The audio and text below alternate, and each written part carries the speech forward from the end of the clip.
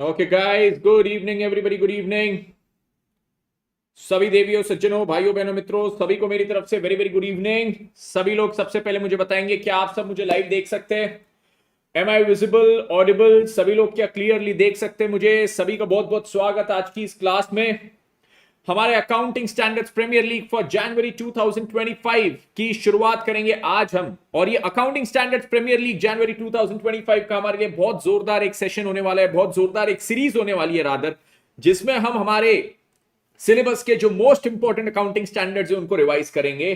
तो सभी को इसमें बहुत बहुत स्वागत करता हूं, सभी का रादर बहुत स्वागत करता हूं। एंड इस सीरीज में आपके जो जनवरी 25 के अकाउंटिंग स्टैंडर्ड्स है उसके कॉन्सेप्ट्स भी हम रिवाइज करेंगे, मोस्ट इंपॉर्टेंटली उसके क्वेश्चंस रिवाइज करेंगे। जो हमारे study material RTP MTP based जो इंपॉर्टेंट वाले क्वेश्चंस है वो सब यहां पे करेंगे।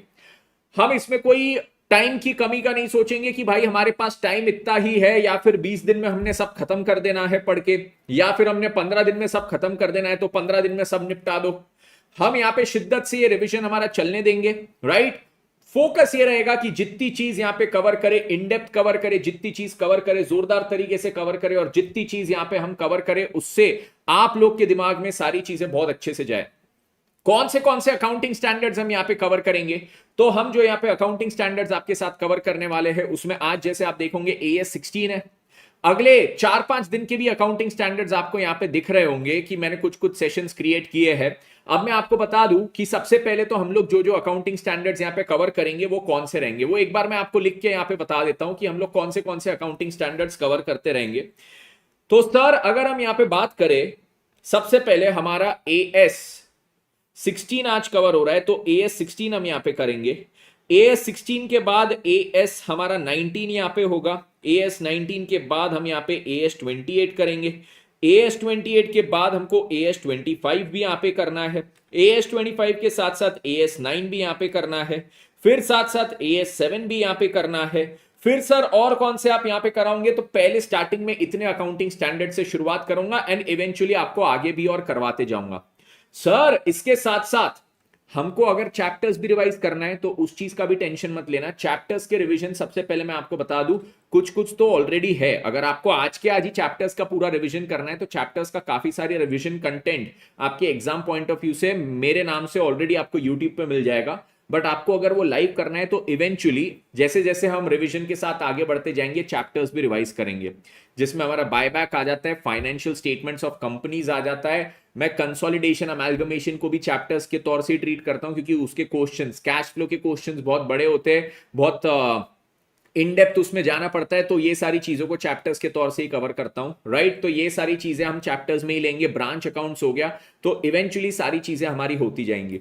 मैं यहाँ पे एक और चीज इवेंचुअली आपके लिए करूंगा। मेरे को ये अभी डिस्क्लोज नहीं करना था, सोच रहा हूं अभी भी डिस्क्लोज करूं ना करूं। करना चाहिए नहीं करना चाहिए पता नहीं, ठीक है। तो यहां पे देखो, मैं आपके लिए एक, चलो ठीक है, एमसीक्यू का वन शॉट मैराथन लेके आऊंगा। आईसीआई के स्टडी मटेरियल में जितने एमसीक्यूज है, all as all chapters combined, one shot marathon pre recorded रहेगा, ठीक है। प्री रिकॉर्डेड मैराथन रहेगा पूरा वन शॉट आपके लिए, जितने भी घंटे का जाएगा। 5 घंटे रहा तो 5 घंटे, 10 घंटे रहा तो 10 घंटे। और उसमें वो वन शॉट मैराथन में आपके पूरे एग्जाम्स में आज तक न्यू कोर्स में जितने भी एमसीक्यूज भी कवर हुए वो भी सब आएंगे। Case based MCQs, normal MCQs, everything everything everything.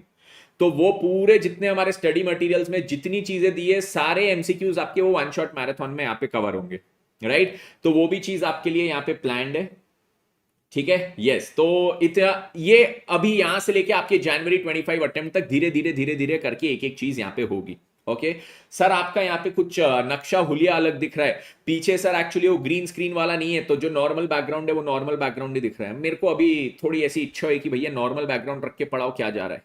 Channel अपना है, बच्चे अपने, सब अपने हैं, तो अपन नॉर्मल बैकग्राउंड रख के पढ़ेंगे। जिस दिन ग्रीन स्क्रीन में पढ़ाने की इच्छा वापस हुई उस दिन ग्रीन स्क्रीन ला लेंगे। ओके, आज हम स्टार्ट करेंगे कौन सी चीज से? AS 16। अब सर हम कोई भी अकाउंटिंग स्टैंडर्ड जब यहाँ पे पढ़ेंगे तो एक बार उसका ये सिनारियो समझ लो, हम कैसे क्या यहाँ पे सारी चीजों को पढ़ने वाले, ठीक है। तो जब मैं AS 16 की बात करता हूं जो हम आज स्टार्ट करेंगे, तो AS 16 का सबसे पहले हम क्या करेंगे, हम यहाँ पे जो मेरा समरी चार्ट है, मेरा हैंड रिटन समरी चार्ट आप सबको प्रोवाइड किया जाएगा। हैंड रिटन समरी चार्ट जो है, राइट, इसमें से हम पहले इसका कॉन्सेप्ट समझेंगे, कॉन्सेप्ट हम एक फटाफट इसका ओवरव्यू करेंगे और इसके बाद हम क्या चीज करेंगे, इसके मोस्ट इंपॉर्टेंट क्वेश्चंस प्रैक्टिस करेंगे। और जब मैं मोस्ट इंपॉर्टेंट क्वेश्चंस बोलता हूं तो ऐसा नहीं है कि मैं एक या दो ही क्वेश्चन आपको कराऊंगा, मोस्ट इंपॉर्टेंट 10 क्वेश्चन भी रहे तो 10 क्वेश्चन भी आपको कराऊंगा, राइट। तो ये जितने इंपॉर्टेंट क्वेश्चंस है जो आपको एग्जाम पॉइंट ऑफ व्यू से यहां पे जरूरी है समझना, वो चीज मैं आपको सारी की सारी यहां पे करवाऊंगा। ओके अब सर हमको आपकी ये जो नोट्स वोट्स है, नोट्स वोट्स कहां पे मिलेंगे, तो all of this will be available on my Telegram channel.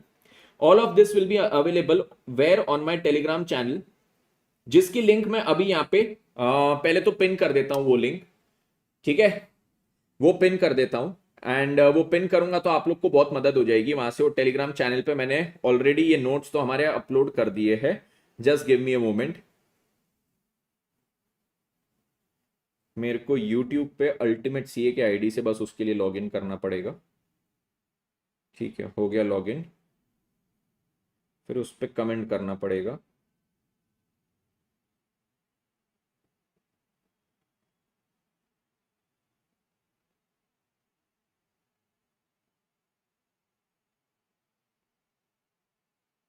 ये लिंक क्रिएट हुई क्या, लेट मी जस्ट चेक कि ये लिंक क्रिएट हुई कि नहीं।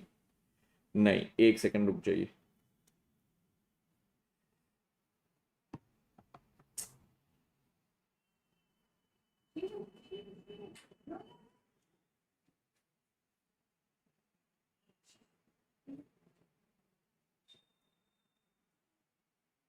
हाँ अब हो गई, ओके।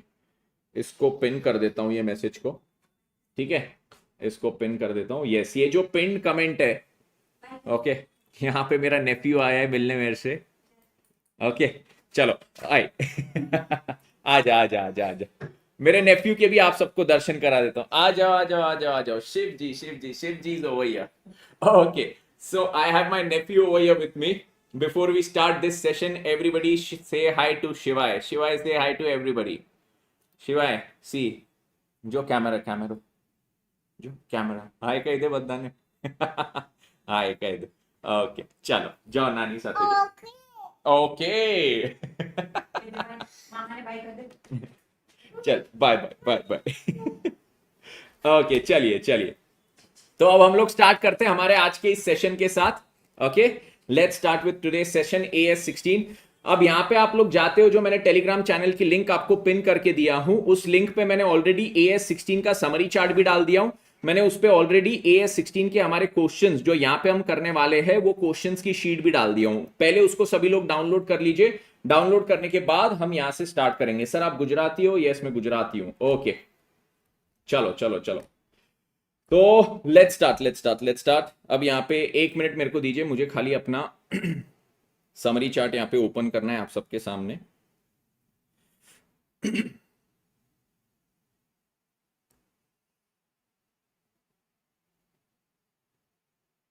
खुल जाओ फट से।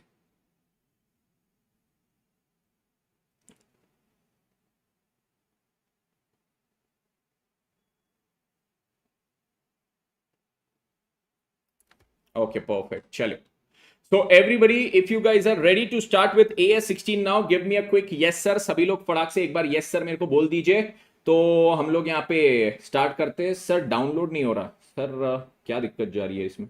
ओहो, ये लिंक ही उसकी बराबर पेश नहीं हुई यार, क्यों दिक्कत आई है? Just give me a moment, में कर देता हूँ उसको ठीक। नॉट एन इशू, समझ गया। वो लिंक पेस्ट नहीं हुई, मैं उस पर दूसरा मैसेज डाल रहा हूँ, दूसरा मैसेज डाल रहा हूँ, वो मैसेज से आप लोग को मिल जाएगा।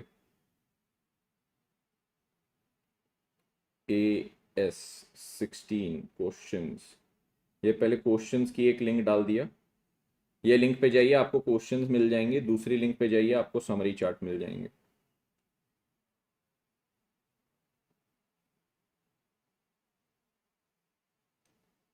AS16 समरी चार्ट, अब देखिए एक बार, जस्ट चेक, जाके एक बार चेक कर लीजिए, आपको अब मिल जाना चाहिए। ओके, कॉन्ग्रेचुलेशंस आर्यन वाधवा, अब एक बार जाके देख लीजिए, मैंने वहां पे लिंक डाल दिए। हाँ सर मिल गया, वो लिंक के थ्रू आप सबको ये समरी चार्ट यहाँ पे मिल जाएगा। ठीक है, समरी चार्ट भी है, AS16 के क्वेश्चंस भी है। अब मैं अगर ओपन कर रहा हूं तो मेरा यहाँ पे अब ओपन हो जा रहा है मेरे फोन पे, मतलब आप लोग को भी मिल जाएगा और वो डाउनलोड हो जाएगा। Perfect perfect perfect. चलो स्टार्ट किया जाए। सभी लोग रेडी है? सभी लोग रेडी है? सर मेरा बस AS28 25 97 ही रहे बेटा, हो जाएगा, सब हो जाएगा, हर्ष टेंशन मत लीजिए। AS16 पे आते, everybody give me a quick yes sir and then we will start with AS16। Sir AS16 में क्या चीज है? AS16 में क्या चीज है यहाँ पे देखिए। AS16 हमारे साथ बात करता है बोरोइंग कॉस्ट की। बोरोइंग कॉस्ट की बात करता है, मतलब सर क्या बात करता है? AS16 सिंपली दो चीज बोलता है, सिंपली दो चीज बोलता है। उसको पहले सिंप्लीफाई करते हैं कि ये कौन सी दो चीज बोलता है। पहली चीज कि आपने अगर कोई लोन लिया है, बोरोइंग मतलब क्या लिया, मैंने बैंक से लोन लिया उधार, वो लोन लिया तो उस पे मेरे को क्या लगता है सर? बोरोइंग कॉस्ट मतलब क्या हो गया? इंटरेस्ट। ये जो इंटरेस्ट है इसको सबसे पहले पीएनएल में डेबिट करना है या फिर ये इसको असेट की कॉस्ट में हमने ऐड कर देना है। पूरा एएस बस इसी चीज की बात करता है, पूरा एएस बस इसी चीज की बात करता है कि भैया तूने लोन लिया, लोन लिया, तेरे को उस पे क्या लगा? इंटरेस्ट लगा। तेरे को लोन पे इंटरेस्ट लगा, इंटरेस्ट को क्या कर, या तो तू पीएनएल में डेबिट कर या तो असेट की कॉस्ट में ऐड कर दे। दोनों में से कोई एक चीज अपन ने करना है। कौन सी चीज करना है वो AS16 यहां पे बात करेगा। तो AS16 ने यहां पे क्या बोला है कि ये जो बोरोइंग कॉस्ट है, मतलब ये जो इंटरेस्ट है, बचपन से आप पढ़ते आ रहे कि इंटरेस्ट को क्या करने का? पीएनएल में डेबिट करने का। बट मैं आपको एक स्पेसिफिक सिनारियो बता रहा हूं, मैं मतलब AS16 वो आपको स्पेसिफिक सिनारियो क्या बताया कि अगर आपने भैया एक लोन लिया है और वो लोन का पैसा आप डायरेक्टली किसी असेट को कंस्ट्रक्ट करने के लिए यूज कर रहे हो। आपने लोन लिया, लोन का पैसा उससे असेट बना रहे हो, वो लोन पे जो इंटरेस्ट लग रहा है ये इंटरेस्ट को आप असेट की कॉस्ट में ऐड कर सकते हो। ओ हो, ऊपर ऊपर से अगर बोलूं, मैंने लोन लिया, वो लोन का पैसे से मैं क्या बना रहा हूं? असेट बना रहा हूं, तो लोन पे लगने वाले इंटरेस्ट को असेट की कॉस्ट में ऐड कर दो, बस हो गया। ये बात बोलता है AS16 गहराई में घुस के, ये ओवरव्यू हो गया। अब ये क्या बोलता है कि यहां पे आपको क्या क्या चीज समझने की जरूरत है। What all things do you have to understand over here. सबसे पहली चीज कि भैया तुमने जो लोन लिया है वो लोन का पैसा तुम्हारा असेट बनाने में यूज हो रहा है। तो ये लोन तुमने लिया, अब ये लोन कौन से प्रकार का होना चाहिए वो देखो। स्पेसिफिक लोन होना चाहिए, जनरल लोन होना चाहिए, कौन से प्रकार के आपके लोन होते हैं ये हमने पढ़ना पड़ेगा। अगली चीज हमने पढ़ना पड़ेगा कि सर बोरोइंग कॉस्ट मतलब केवल इंटरेस्ट होता है या इंटरेस्ट के साथ साथ और भी कॉस्ट आते हैं, वो पढ़ना पड़ेगा। और सर आपने बोला कि अगर ये जो लोन लिया, लोन का पैसा मैंने असेट बनाने के लिए यूज किया है, तो लोन पे लगने वाला जो इंटरेस्ट है वो इंटरेस्ट को क्या करो? असेट की कॉस्ट में ऐड कर दो। तो सर ये कौन से प्रकार का असेट है? कौन से प्रकार का असेट? वो एक पर्टिकुलर प्रकार का असेट होता है जिसमें आप क्या कर सकते हो? ये लोन अगर ये एक पर्टिकुलर प्रकार का असेट बनाने के लिए यूज किया तो लोन पे लगने वाला जो इंटरेस्ट है वो इंटरेस्ट को आप इस असेट की कॉस्ट में ऐड कर देना। सबसे पहली चीज तो हम यहां पे पढ़ेंगे कि सर ये पर्टिकुलर प्रकार का असेट क्या होता है। ये पर्टिकुलर प्रकार का असेट क्या होता है, सबसे पहली चीज तो हमने ये समझना है। ठीक है, तो सबसे पहली चीज यहां पे देखो क्या है। सबसे पहली चीज यहां पे देखो क्या है। सबसे पहली चीज अगर मैं यहां पे बोलूं कि हम क्या पढ़ेंगे, first thing that we will study is qualifying asset. Qualifying asset हमने पढ़ा, उसके बाद second thing that we will study is borrowing cost, और उसके बाद हम लोग आएंगे कि हमारे लोन कौन से प्रकार के होते हैं जिसका पैसा मैं असेट बनाने के लिए यूज कर सकता हूं। चलिए सर, सबसे पहली चीज हमको यहां पे बताइए कि ये क्वालिफाइंग असेट होता क्या है। What exactly is a qualifying asset? Qualifying asset ये लोग बोलते हैं कोई भी असेट होता है, आपका फिक्स्ड असेट भी हो सकता है, करंट असेट भी हो सकता है। क्वालिफाइंग असेट क्या चीज है? It can be anything. Qualifying asset आपकी कोई भी चीज, कोई भी प्रकार का असेट हो सकता है। फिक्स्ड असेट मतलब मैं मशीन बना रहा हूं, करंट असेट मतलब सर मेरा काम है से फॉर एग्जांपल क्या बनाना, दारू बनाना, तो मैं दारू बना रहा हूं, अल्कोहल बना रहा हूं, तो सर ये मशीन जो है वो भी एक क्वालिफाइंग असेट हो सकता है। सर आप अल्कोहल बना रहे हो, वो भी क्वालिफाइंग असेट हो सकता है। तो सर क्वालिफाइंग असेट की एग्जैक्ट डेफिनेशन क्या है? Any asset that takes a substantial period of time to get ready for its intended use or sale। कोई भी असेट जिसको तैयार करने के लिए एक सब्सटैंशियल पीरियड ऑफ टाइम लगता है वो क्वालिफाइंग असेट। सर आज आप गए, आपने एक गाड़ी खरीदी, आप गए कहां पे, आप गए टाटा के शोरूम में। टाटा के शोरूम में एक नई गाड़ी आ रही है, टाटा कर्व ईवी है, आपने टाटा कर्व खरीद ली। टाटा कर्व आपने खरीद ली, आपको आज गए, कल जाके आपको कार मिल गई, क्या ये क्वालिफाइंग असेट है? सर इसको बनाने में सब्सटैंशियल पीरियड ऑफ टाइम नहीं लगा है, क्वालिफाइंग असेट नहीं है। सर आप गए और आपने क्या किया, डिसाइड किया एक नया धंधा चालू करूंगा, नया धंधा चालू करूंगा, उसके लिए एक बिल्डिंग बनाऊंगा, बिल्डिंग बनाने में 2 साल लगे। सर क्या ये क्वालिफाइंग असेट है? हाँ ये क्वालिफाइंग असेट है, this is a qualifying asset, क्योंकि उसमें क्या लगा, एक सब्सटैंशियल पीरियड ऑफ टाइम लगा। क्या लगा यहां पे? एक सब्सटैंशियल पीरियड ऑफ टाइम। तो जो भी असेट बनाने के लिए एक सब्सटैंशियल पीरियड ऑफ टाइम लगता है वो qualifying asset. Now sir what exactly substantial period of time? Substantial period of time अगर मैं बोलूं तो उसको ऐसे स्पेसिफिकली डिफाइन नहीं किया है कि इतना पीरियड मतलब सब्सटैंशियल, इससे एक दिन कम तो सब्सटैंशियल नहीं, इससे एक दिन ज्यादा तो सब्सटैंशियल, ऐसा डिफाइन नहीं किया। बट सब्सटैंशियल के लिए बोलते हैं कि जनरली 12 महीने का पीरियड सब्सटैंशियल माना जाता है।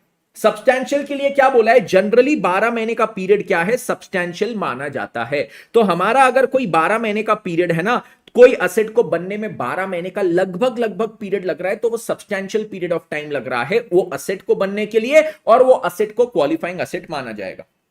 अब सर देखो आपने क्या किया, आपने ना सर हमको बिल्डिंग का एग्जांपल दिया। यस बच्चों, मैंने आपको क्या किया, एक बिल्डिंग का एग्जांपल दिया।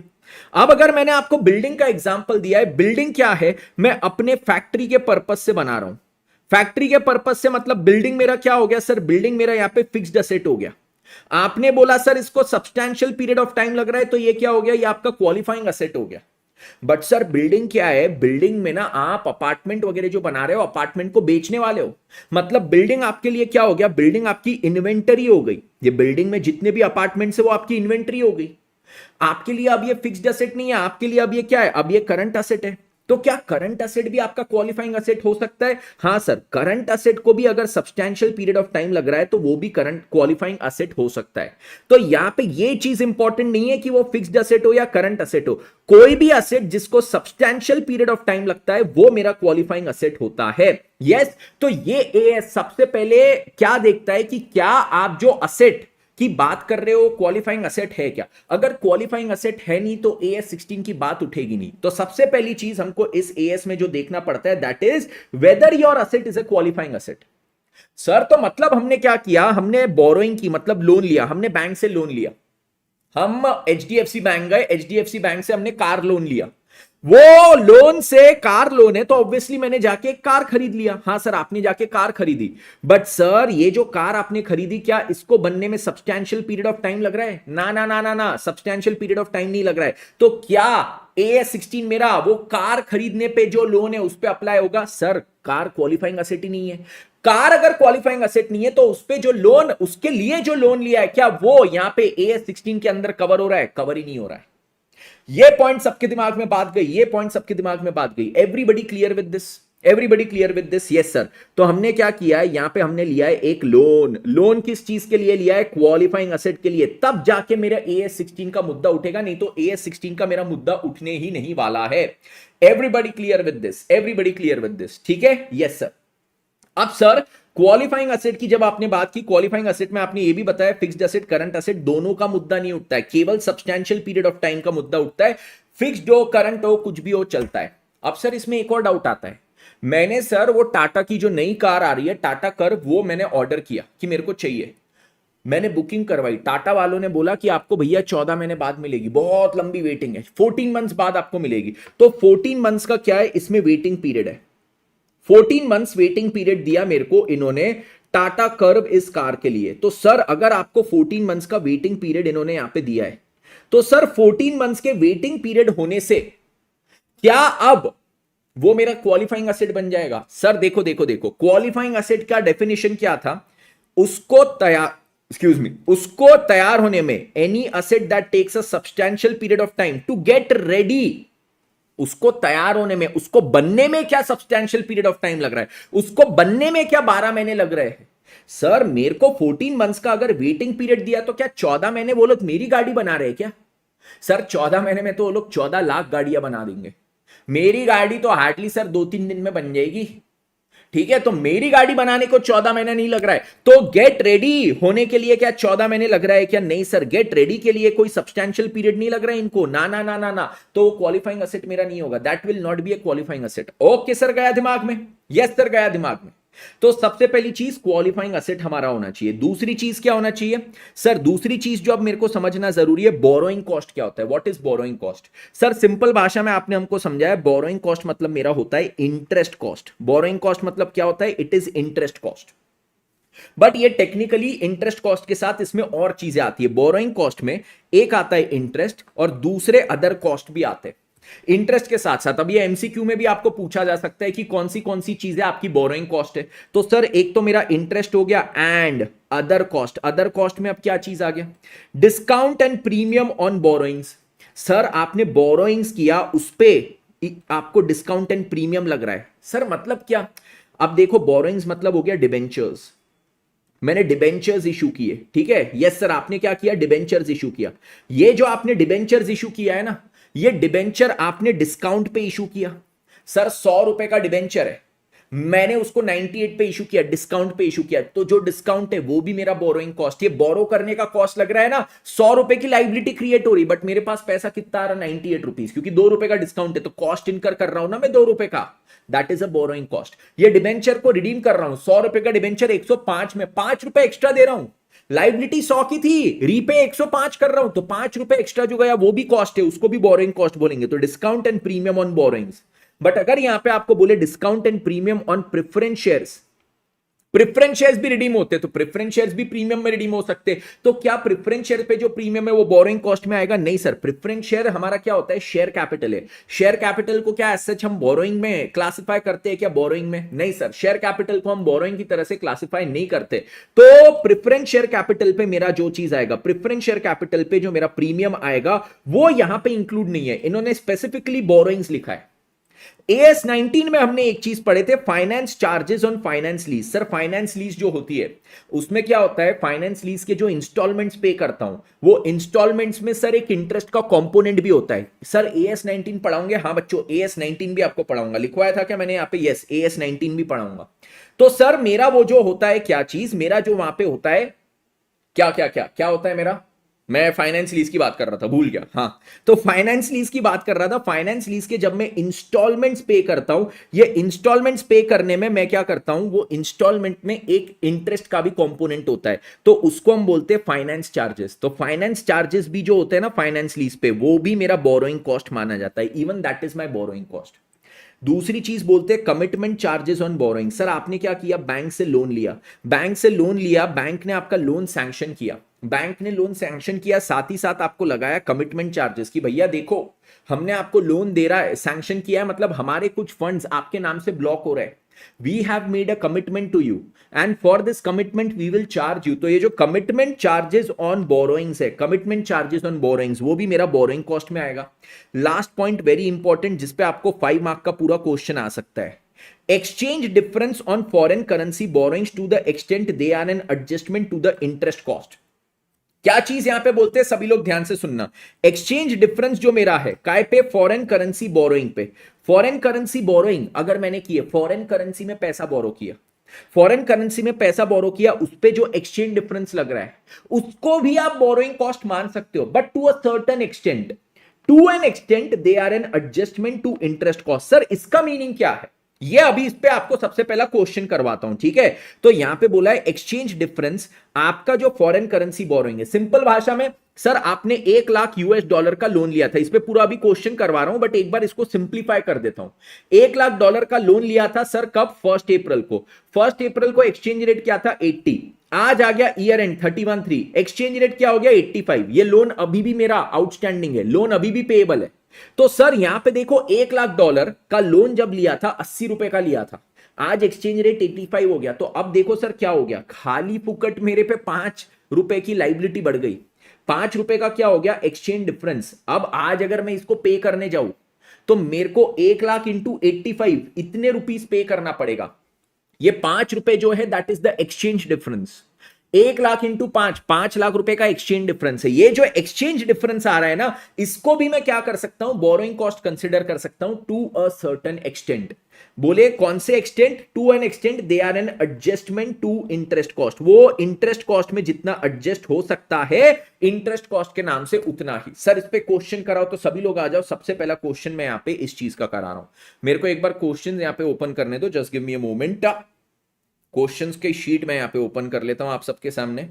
अब AS 16 के जो आपके क्वेश्चंस है ना, वो खाली एक ऐसे AS के क्वेश्चंस है जिसमें मेरी थोड़ी बहुत मार्किंग्स है, ठीक है। इसका भी मैं आपको फ्रेश शीट पूरा दे दूंगा। अभी ये जो आपको मैंने शीट प्रोवाइड की उसमें मार्किंग्स है, बाकी सारे AS के क्वेश्चंस में मार्किंग नहीं है, वो आपको ऐसे विदाउट मार्किंग्स वाले भी मिल जाएंगे।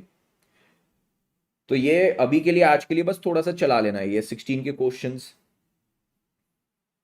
ठीक है। चलिए, तो अब यहां पे देखो सर, इंटरेस्ट को कॉस्ट में ऐड करने का बेनिफिट क्या होगा बेटा। इंटरेस्ट को अगर तू कॉस्ट में ऐड करता है एसेट की कॉस्ट में, तो तेरा पीएनएल में इंटरेस्ट कम दिखेगा। पीएनएल में इंटरेस्ट तेरा कम दिखेगा तो क्या चीज हो जाएगा, तेरा प्रॉफिट बढ़ जाएगा, तेरा प्रॉफिट बढ़ जाएगा, ठीक है।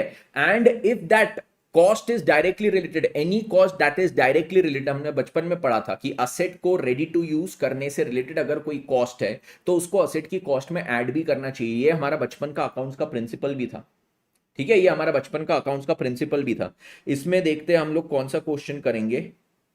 ये क्वेश्चन नंबर 3 वाला करेंगे, question number 3। Yes, question number 3 पे आइए। ओके, और ये क्या है, ये हमारा एमटीपी में काफी बार कवर हुआ है, एमटीपी वगैरह हर जगह आया है बहुत बार। आरटीपीज एमटीपीज का आईसीआई का बहुत फेवरेट क्वेश्चन है। यहाँ पे ओमेगा लिमिटेड वाला क्वेश्चन है आपके नोट्स में, क्वेश्चन नंबर 3। इन्होंने क्या किया है, बोरो किया है एक सम, कितने का, 10 लाख यूएस डॉलर का at the beginning of the financial year 21-22 for its residential project at 4%। तो क्या है, 10 लाख यूएस डॉलर का लोन इन्होंने लिया है, foreign currency borrowing, interest rate 4%, interest is payable at the end of the financial year, okay। at the time of availment of loan exchange rate was 56। Loan जब ली, excuse me, loan जब लिया तो exchange rate क्या था, 56, and the rate as on 31 March 22 was 62 per US dollar. अब देखो, जब loan लिया तब एक्सचेंज रेट 56 था, अब ईयर एंड पे कितना हो गया एक्सचेंज रेट, अब ईयर एंड पे एक्सचेंज रेट हो गया 62। If Omega Limited had borrowed the loan in India in Indian rupee equivalent, अगर ओमिगा ने ये लोन बोरो किया होता इंडिया में in the Indian rupee equivalent, the pricing of the loan would have been 10.5%। यही loan जो यूएस से लिया है, वही लोन अगर इंडिया से लिया होता तो उस पे इंटरेस्ट रेट लगता 10.5%। सर यूएस से क्यों लिया, क्योंकि वहां पे 4% इंटरेस्ट रेट लग रहा था, तो इंटरेस्ट मेरा बहुत बच रहा था। बट सर यहां पे रिस्क क्या आ जाता है यूएस से लोन लेने में, यूएस से लोन लेने में रिस्क आ जाता है कि मैंने 56 रुपए के रेट पे लिया था, आज एक साल खत्म हुआ, इसका रेट हो गया 62। सर एक्सचेंज रेट अगर ऊपर जाएगा ना, तो मैं जब भी लोन रीपे करूंगा मेरे को ज्यादा रीपे करना पड़ेगा। डॉलर में तो 10 लाख ही करूंगा, बट रुपीज में अगर कैलकुलेट करूं तो मेरे को ज्यादा अमाउंट पे करना पड़ेगा। यस सर, अब देखो, you are required to compute borrowing cost and exchange difference for the year ending 31 March 2022 as per the applicable accounting standard. सबसे पहले तो देखो इन्होंने क्या बोला, एक्सचेंज डिफरेंस आपने यहां पे निकालना है, ठीक है। एक्सचेंज डिफरेंस यहां पे निकालना है, तो अब देखो यहां पे क्या है, एक्सचेंज डिफरेंस की अगर मैं बात करूं, एक्सचेंज डिफरेंस कितना है सर, एक्सचेंज डिफरेंस अगर आप यहां पे देखते हो, 10 लाख डॉलर का मेरा लोन है, हाँ सर 10 लाख डॉलर का मेरा लोन है। सर मैंने जब लोन लिया था कितने रेट पे लिया था सर, 56, और ईयर एंड पे कितना हो गया 62, तो मेरा एक डॉलर पे 6 रुपए का एक्सचेंज डिफरेंस आ रहा है, 6 रुपए ज्यादा पे करने पड़ रहे हैं। आज पे कर नहीं रहा हूं, बट आज मेरी लाइबिलिटी 6 रुपए से इंडियन रुपीज में बढ़ जा रही है, फॉर $1 6 रुपीज एक्स्ट्रा पेबल बन रहा है। तो 10 लाख डॉलर पे कितना हो गया, 10 लाख इंटू 6, 60 लाख रुपए का मेरा एक्सचेंज डिफरेंस आ रहा है, 60 लाख रुपीज का। ओके, अब यहां से देखो आगे बढ़ते, मेरा 60 लाख रुपीज का अगर ये एक्सचेंज डिफरेंस आ रहा है, तो पॉइंट नंबर 2, पॉइंट नंबर 2 अब मेरा यहां पे क्या है, पॉइंट नंबर 2 पे आता हूं। ये बोले एक्सचेंज डिफरेंस को आप क्या कर सकते हो, you can treat it as borrowing cost, पर क्या पूरा का पूरा नहीं, उन्होंने वहां पे लिखा था to some extent they can be adjusted to interest cost. अब सर इस लाइन का मीनिंग क्या है, तो मैं यहां पे आपको बोलूंगा सबसे पहले क्या करो, interest on US dollar loan निकालो, कि ये जो यूएस डॉलर में मैंने लोन लिया उस पे मेरा इंटरेस्ट कितना, तो निकालो यूएस डॉलर का जो लोन है उस पे इंटरेस्ट कितना, यूएस डॉलर का जो लोन है उस पे मेरा इंटरेस्ट कितना। तो चलो सर ये निकालते हैं कि हमारा जो यूएस डॉलर का लोन है उस पे मेरा इंटरेस्ट कितना आता है। चलिए ये चीज निकालेंगे, यूएस डॉलर के लोन पे इंटरेस्ट। सर आपने 10 लाख डॉलर का लोन लिया, इस पे आपको इंटरेस्ट 4% के अनुसार लग रहा है, हाँ तो ये मेरा टोटल इंटरेस्ट हो गया $10 लाख इंटू 4। पर सर ये डॉलर्स में, मेरे को आज रुपीज में इंटरेस्ट चाहिए। रुपीज में अगर चाहिए तो ये क्या हो जाएगा, 62 का आज का रेट है ईयर एंड का। ये क्या है, 62 is the year and rate. Interest कब लगता है, ईयर एंड पे, तो मैं ईयर एंड वाला रेट लूंगा। ओके, तो ये कितना हो जाएगा, 10 लाख इंटू 4% इंटू 62। तो दिस बिकम्स 24,80,000 रुपीज। 24,80,000 रुपीज। यहां तक सभी के दिमाग में बात गई। अगर सर ये क्या हो गया, ये मैंने लोन लिया काय में, यूएस डॉलर्स में। अगर सर आप इंडियन रुपीज में लोन लेते तो आपको उस पे कितना इंटरेस्ट लगता, interest on Indian loan. Indian loan अगर इंडियन रुपीज पे लोन लेता तो सर यहां पे सबसे पहले मैंने क्या देखना है कि अगर इंडिया में लोन लेता तो इंडिया में लोन ही कितने का लेता। सर $10 लाख का आपने यूएस में लोन लिया तो आप उसका रुपीज इक्विवेलेंट का लोन लेते। सर लोन कब लिया था, साल के शुरुआत में 14, जब आपका एक्सचेंज रेट क्या था, 56 रुपए। तो आप इंडिया में कितना लोन लेते, 10 लाख इंटू 56, ये लोन लेते आप। हाँ सर, मैं इंडिया में जो लोन लेता वो था 10 लाख इंटू 56 का। यस सर, उस पे मेरे को इंडिया में एक्सचेंज इंटरेस्ट कितना लगता, 10.5%। ये दिया था इन्होंने इंडिया में इंटरेस्ट 10.5%, वो मैंने लिया। तो इंडिया का इंटरेस्ट देखो साल भर का कितना है, 10 लाख इंटू 56 इंटू 10.5%, ये आता है सर 58,80,000। 58,80,000। यहां तक सभी के दिमाग में बात गई। यस सर, यहां तक हमारे दिमाग में बात गई। अब देखो ये एएस क्या बोलता है, ये एएस आपको बोलता है कि बेटा बेटा बेटा 58,80,000 रुपीज तक का इंटरेस्ट जो है वो इंडिया में अगर लोन लिया रहता तो आपको लगता, तो हम इतना इंटरेस्ट आपको अलाउ कर सकते हैं। इंडिया में जितना लोन लेते, इंडिया में अगर लोन लेते तो जितना इंटरेस्ट लगता उतना इंटरेस्ट हम मैक्सिमम आपको अलाउ करने को तैयार है। 58,80,000 रुपीज का इंटरेस्ट आपको अलाउ करने को तैयार है। बट आपको कितना इंटरेस्ट लग रहा है, 24,80,000। चलो ठीक है, तो इसमें से पहले 24,80,000 हटा दो। 24,80,000 का तो आपको इंटरेस्ट लग रहा है ना। हाँ सर, हमको 24,80,000 का तो यूएस के लोन पे भी लग रहा है।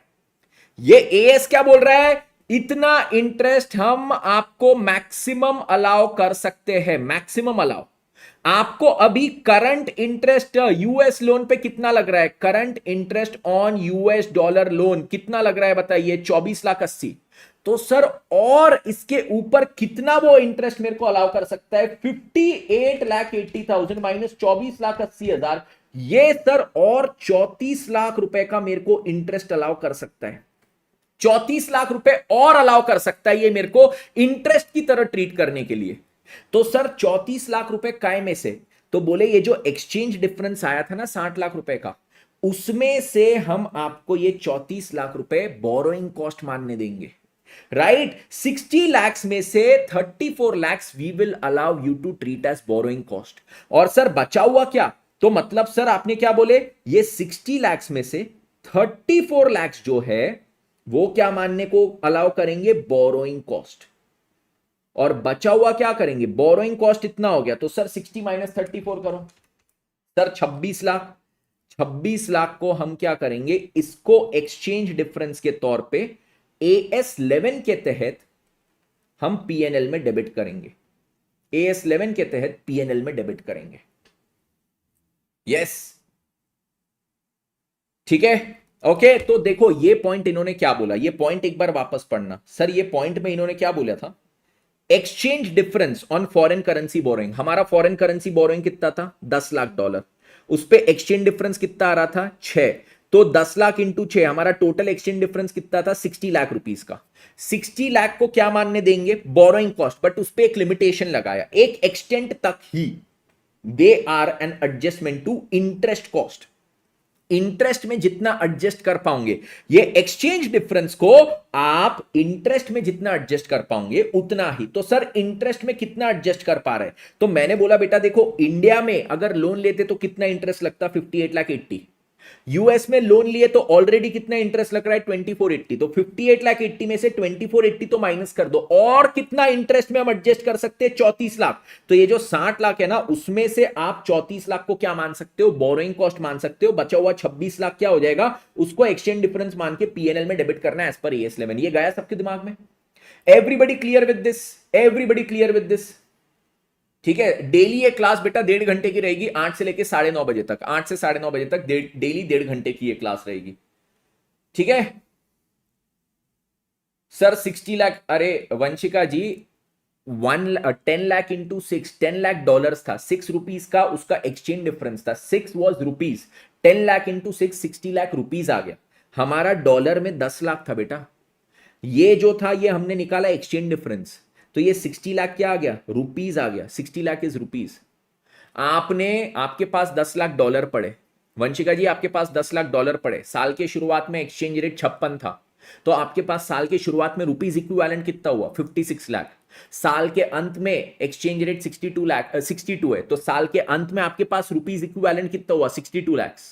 तो रुपीज में मेरे को बताओ अब एक्सचेंज डिफरेंस कितना आया, 6 लाख का एक्सचेंज डिफरेंस आया आपके पास। ओके यस, चलो तो ये चीज सभी को क्लियर हुई, ये क्वेश्चन सभी को क्लियर, सभी के दिमाग में गया। एक बार क्विक यस सर तुरंत के तुरंत दे दो मेरे को, क्विक यस सर तुरंत के तुरंत दे दो, तो यहां से आगे बढ़ जाएंगे। ठीक है, बोरोइंग कॉस्ट में क्या क्या चीज आएगी, बोरोइंग कॉस्ट में सबसे पहले तो जो इंटरेस्ट लगता है वो तो आएगा, अदर कॉस्ट भी बोले बोरोइंग पे डिस्काउंट एंड प्रीमियम भी आएगा, कमिटमेंट चार्जेस भी आएंगे, आप फाइनेंस लीज पे जो ये फाइनेंस चार्जेस पे करते हो, फाइनेंस लीज में आप जो इंस्टॉलमेंट पे करते हो उसमें कुछ इंटरेस्ट का कंपोनेंट होता है, उसको हम फाइनेंस चार्जेस बोलते हैं, वो भी आएगा। And exchange difference on foreign currency borrowings to the extent they are an adjustment to interest cost, ये भी यहां पे आएगा। एवरीबडी क्लियर, एवरीबडी क्लियर, हाँ सर ये चीज हमको हो गई यहां पे क्लियर। तो हमने क्या क्या चीज पढ़े, क्वालिफाइंग असेट पढ़े, हमने क्या चीज पढ़े, बोरोइंग कॉस्ट पढ़े। अब क्वालिफाइंग असेट में एक और इंपॉर्टेंट पॉइंट, क्वालिफाइंग असेट में एक और इंपॉर्टेंट पॉइंट, ठीक है। क्वालिफाइंग असेट की जब हम बात करते हैं तो क्वालिफाइंग असेट में देखिए क्या है, क्वालिफाइंग असेट की जब मैं बात करता हूं ना मित्रों, तो इन्होंने बोला कि सब्सटैंशियल पीरियड ऑफ टाइम लगना चाहिए। सब्सटैंशियल पीरियड को जनरली कितना महीना, इन्होंने बोले जनरली 12 मंथ्स। अब मैं अगर आपको बोलता हूं कि मैं क्या कर रहा हूं, मैं ना एक प्रोजेक्ट कर रहा हूं, एक प्रोजेक्ट में कंस्ट्रक्शन का प्रोजेक्ट है, वो कंस्ट्रक्शन का प्रोजेक्ट जो मैं कर रहा हूं, कंस्ट्रक्शन प्रोजेक्ट ये कंप्लीट करने के लिए मार्केट में किसी को भी से फॉर एग्जांपल 16 मंथ्स लगते। मार्केट में मतलब मेरे ये इंडस्ट्री में, कंस्ट्रक्शन इंडस्ट्री में ये प्रोजेक्ट अगर कोई भी टेक ओवर करेगा और कोई भी इसको कंप्लीट करेगा तो 16 महीना लगेगा। तो जनरली मार्केट के अनुसार ये क्या है, सब्सटैंशियल पीरियड माना जाएगा। हाँ, तो ये जो प्रोजेक्ट में जो भी असेट कंस्ट्रक्ट हो गया, क्या उसको क्वालिफाइंग असेट माना जाएगा। हाँ, मेरा क्या है, मेरा काम बहुत एफिशिएंट है, मेरे पास लेटेस्ट ऐसी टेक्नोलॉजी है जो किसी के भी पास नहीं है, तो मैं ये कंस्ट्रक्शन कर रहा हूं एकदम एफिशिएंट टेक्नोलॉजी वगैरह की मदद से। मैं एफिशिएंट टेक्नोलॉजी की हेल्प से क्या करता हूं, इसको 10 मंथ्स में कंप्लीट कर देता हूं। 10 मंथ्स में मैं क्या कर देता हूं, 10 मंथ्स में पूरा कंप्लीट कर देता हूं। अब देखो मार्केट में सबको लगता है 16 महीने इसको कंप्लीट करने के लिए, बट मैं क्या करता हूं, एफिशिएंट टेक्नोलॉजी की मदद से इसको 10 मंथ्स में ही कंप्लीट कर देता हूं। तो अब सर आपके लिए क्या ये क्वालिफाइंग असेट रहेगा, क्योंकि सर सब्सटैंशियल पीरियड क्या है, जनरली 12 मंथ्स, आप तो इसको 10 महीने में कंप्लीट कर रहे हो, तो क्या आपके लिए ये क्वालिफाइंग असेट रहेगा कि नहीं रहेगा। आंसर इज यस, ये मेरे लिए भी क्वालिफाइंग असेट रहेगा, क्योंकि ये असेट को जनरली कोई भी अगर बनाता तो 16 महीने का समय लगता, वो तो मेरी खासियत है, मैं उसको 10 महीने में बना रहा हूं। तो मेरी खासियत के लिए क्या मेरे को पीनलाइज करना चाहिए, क्या मेरे को पेनल्टी लगनी चाहिए क्या। नहीं नहीं नहीं, मेरी खासियत है, मैं उतना अच्छा काम कर रहा हूं, मैं एफिशिएंट काम कर रहा हूं, तो उसके लिए क्या मेरे को पेनल्टी लगाऊंगे, नहीं। तो यहां पे क्या है, यहां पे इन्होंने बोला है जब हम सब्सटैंशियल पीरियड की बात करते हैं ना, तो बोलते हैं generally consider 12 months unless a shorter time can be justified. Shorter और अ लॉन्गर दोनों चीज लिखिए। मेरे एग्जांपल में शॉर्टर टाइम को मैं जस्टिफाई कर सकता हूं कि मार्केट में सबको 16 महीने लगते हैं, but I can justify 10 months as qualifying because मेरे पास वैसी एफिशिएंट एकदम लेटेस्ट टेक्नोलॉजी है जिससे ये काम 10 महीने में हो जाए। So I should not get penalised for my good work, for my efficient work, for me being ahead of my competitors. ये चीज सभी के दिमाग में गई, ये चीज सभी के दिमाग में गई। Everybody clear with this, everybody 100% clear with this. हाँ सर, इस चीज के साथ हमको 100% क्लैरिटी आई, 100% क्लैरिटी आई। देखो इस पे भी एक क्वेश्चन है, आईसीआई ने इस पे भी एक क्वेश्चन दिया है, क्वेश्चन नंबर 1 ही है, क्वेश्चन नंबर 1 ही है। देखो अगेन ये भी एमटीपी आरटीपी वाला ही क्वेश्चन है। देखो, company incorporated in June 2020 has setup a factory with in a period of 8 months. इन्होंने क्या किया, फैक्ट्री को सेटअप किया है, factory setup with in a period of 8 months. Qualifying asset कितना है, 12 मंथ्स है, फैक्ट्री सेटअप हुआ है 8 मंथ्स में। बोलते the construction period of the assets has reduced drastically due to usages of technical innovations. हमने टेक्निकल इनोवेशंस यूज किए, इसलिए वो कंस्ट्रक्शन का पीरियड ड्रास्टिकली रिड्यूस हुआ है। And the company is able to justify the reasons for the same whether interest on borrowings. अब ये factory बनाने के लिए कंपनी ने जो बोरोइंग किया है, वो बोरोइंग पे जो इंटरेस्ट है for the period prior to the date of setting up of factory should be capitalize. तो सिंपल सी बात, ये जो इंटरेस्ट लग रहा है मेरे को बोरोइंग्स पे, उसको क्या मैं कैपिटलाइज कर सकता हूं? कैपिटलाइज कर सकता हूं मतलब क्या ये फैक्ट्री को मैं क्वालिफाइंग असेट मान सकता हूं? That is the question. क्योंकि ये फैक्ट्री तो मैं 8 महीने में बना रहा हूं, मैं 8 महीने में बना रहा हूं, तो क्या मैं इसको क्वालिफाइंग असेट मान सकता हूं? सर इन्होंने यहां पे दो बहुत इंपॉर्टेंट चीज बोला है कि हम यहां पे ये फैक्ट्री बनाने का टाइम रिड्यूस कर रहे हैं drastically because of technical innovation. Technical innovation, मैं इनोवेशन करता हूं, मैं उल्टा ज्यादा अच्छा काम कर रहा हूं, उसके लिए मेरे को पेनल्टी, मेरे सर पे उल्टा ये AS16 चढ़ जाएगा कि नहीं भाई 12 महीने बोला था, तू 8 महीने में कर रहा है। ये कंपनी जस्टिफाई भी कर पा रही है, जस्टिफाई भी कर पा रही है रीजंस की वो कम पीरियड में क्यों खत्म कर पा रही है। तो क्या इनको पेनल्टी लगनी चाहिए? Answer is no, answer is no. ये चीज क्लियर? तो यहां पे क्या है, सबसे पहले अगर इसके आंसर की बात करूं तो हमको सबसे पहले बताना पड़ेगा, एएस में कोट करना पड़ेगा as per AS16 qualifying asset क्या होता है। An asset that takes a substantial period of time to get ready for its intended use और sale is a qualifying asset. The qualifying substantial period is generally considered to be a period of 12 months, generally considered to be a period of 12 months unless a shorter or longer time can be justified। ये क्या हो गया, यहां पे coat हो गया कि ये AS16 क्वालिफाइंग असेट और सब्सटेंशियल पीरियड के बारे में क्या बोलता है। अब मैं एनालिसिस पे आऊंगा, एनालिसिस में बोलूंगा यहां पे इन लोग ने फैक्ट्री 8 महीने में बनाए because of technological innovations, technical technological innovations. So technical innovations के कारण ये लोग शॉर्टर पीरियड में बना पा रहे हैं। इन्होंने टाइम ड्रास्टिकली रिड्यूस किया है। इन्होंने टाइम अगर ड्रास्टिकली रिड्यूस किया है तो वो लोग ये शॉर्टर पीरियड को जस्टिफाई कर पा रहे हैं। और एएस में बोला है कि unless a shorter period can be justified they are able to justified, hence they should not be penalised for the better work that they are doing. Yes, last में हम यहां पे क्या करेंगे, कंक्लूजन देंगे कि ये जो फैक्ट्री है वो क्वालिफाइंग असेट है। ये फैक्ट्री क्या है, this is a qualifying asset.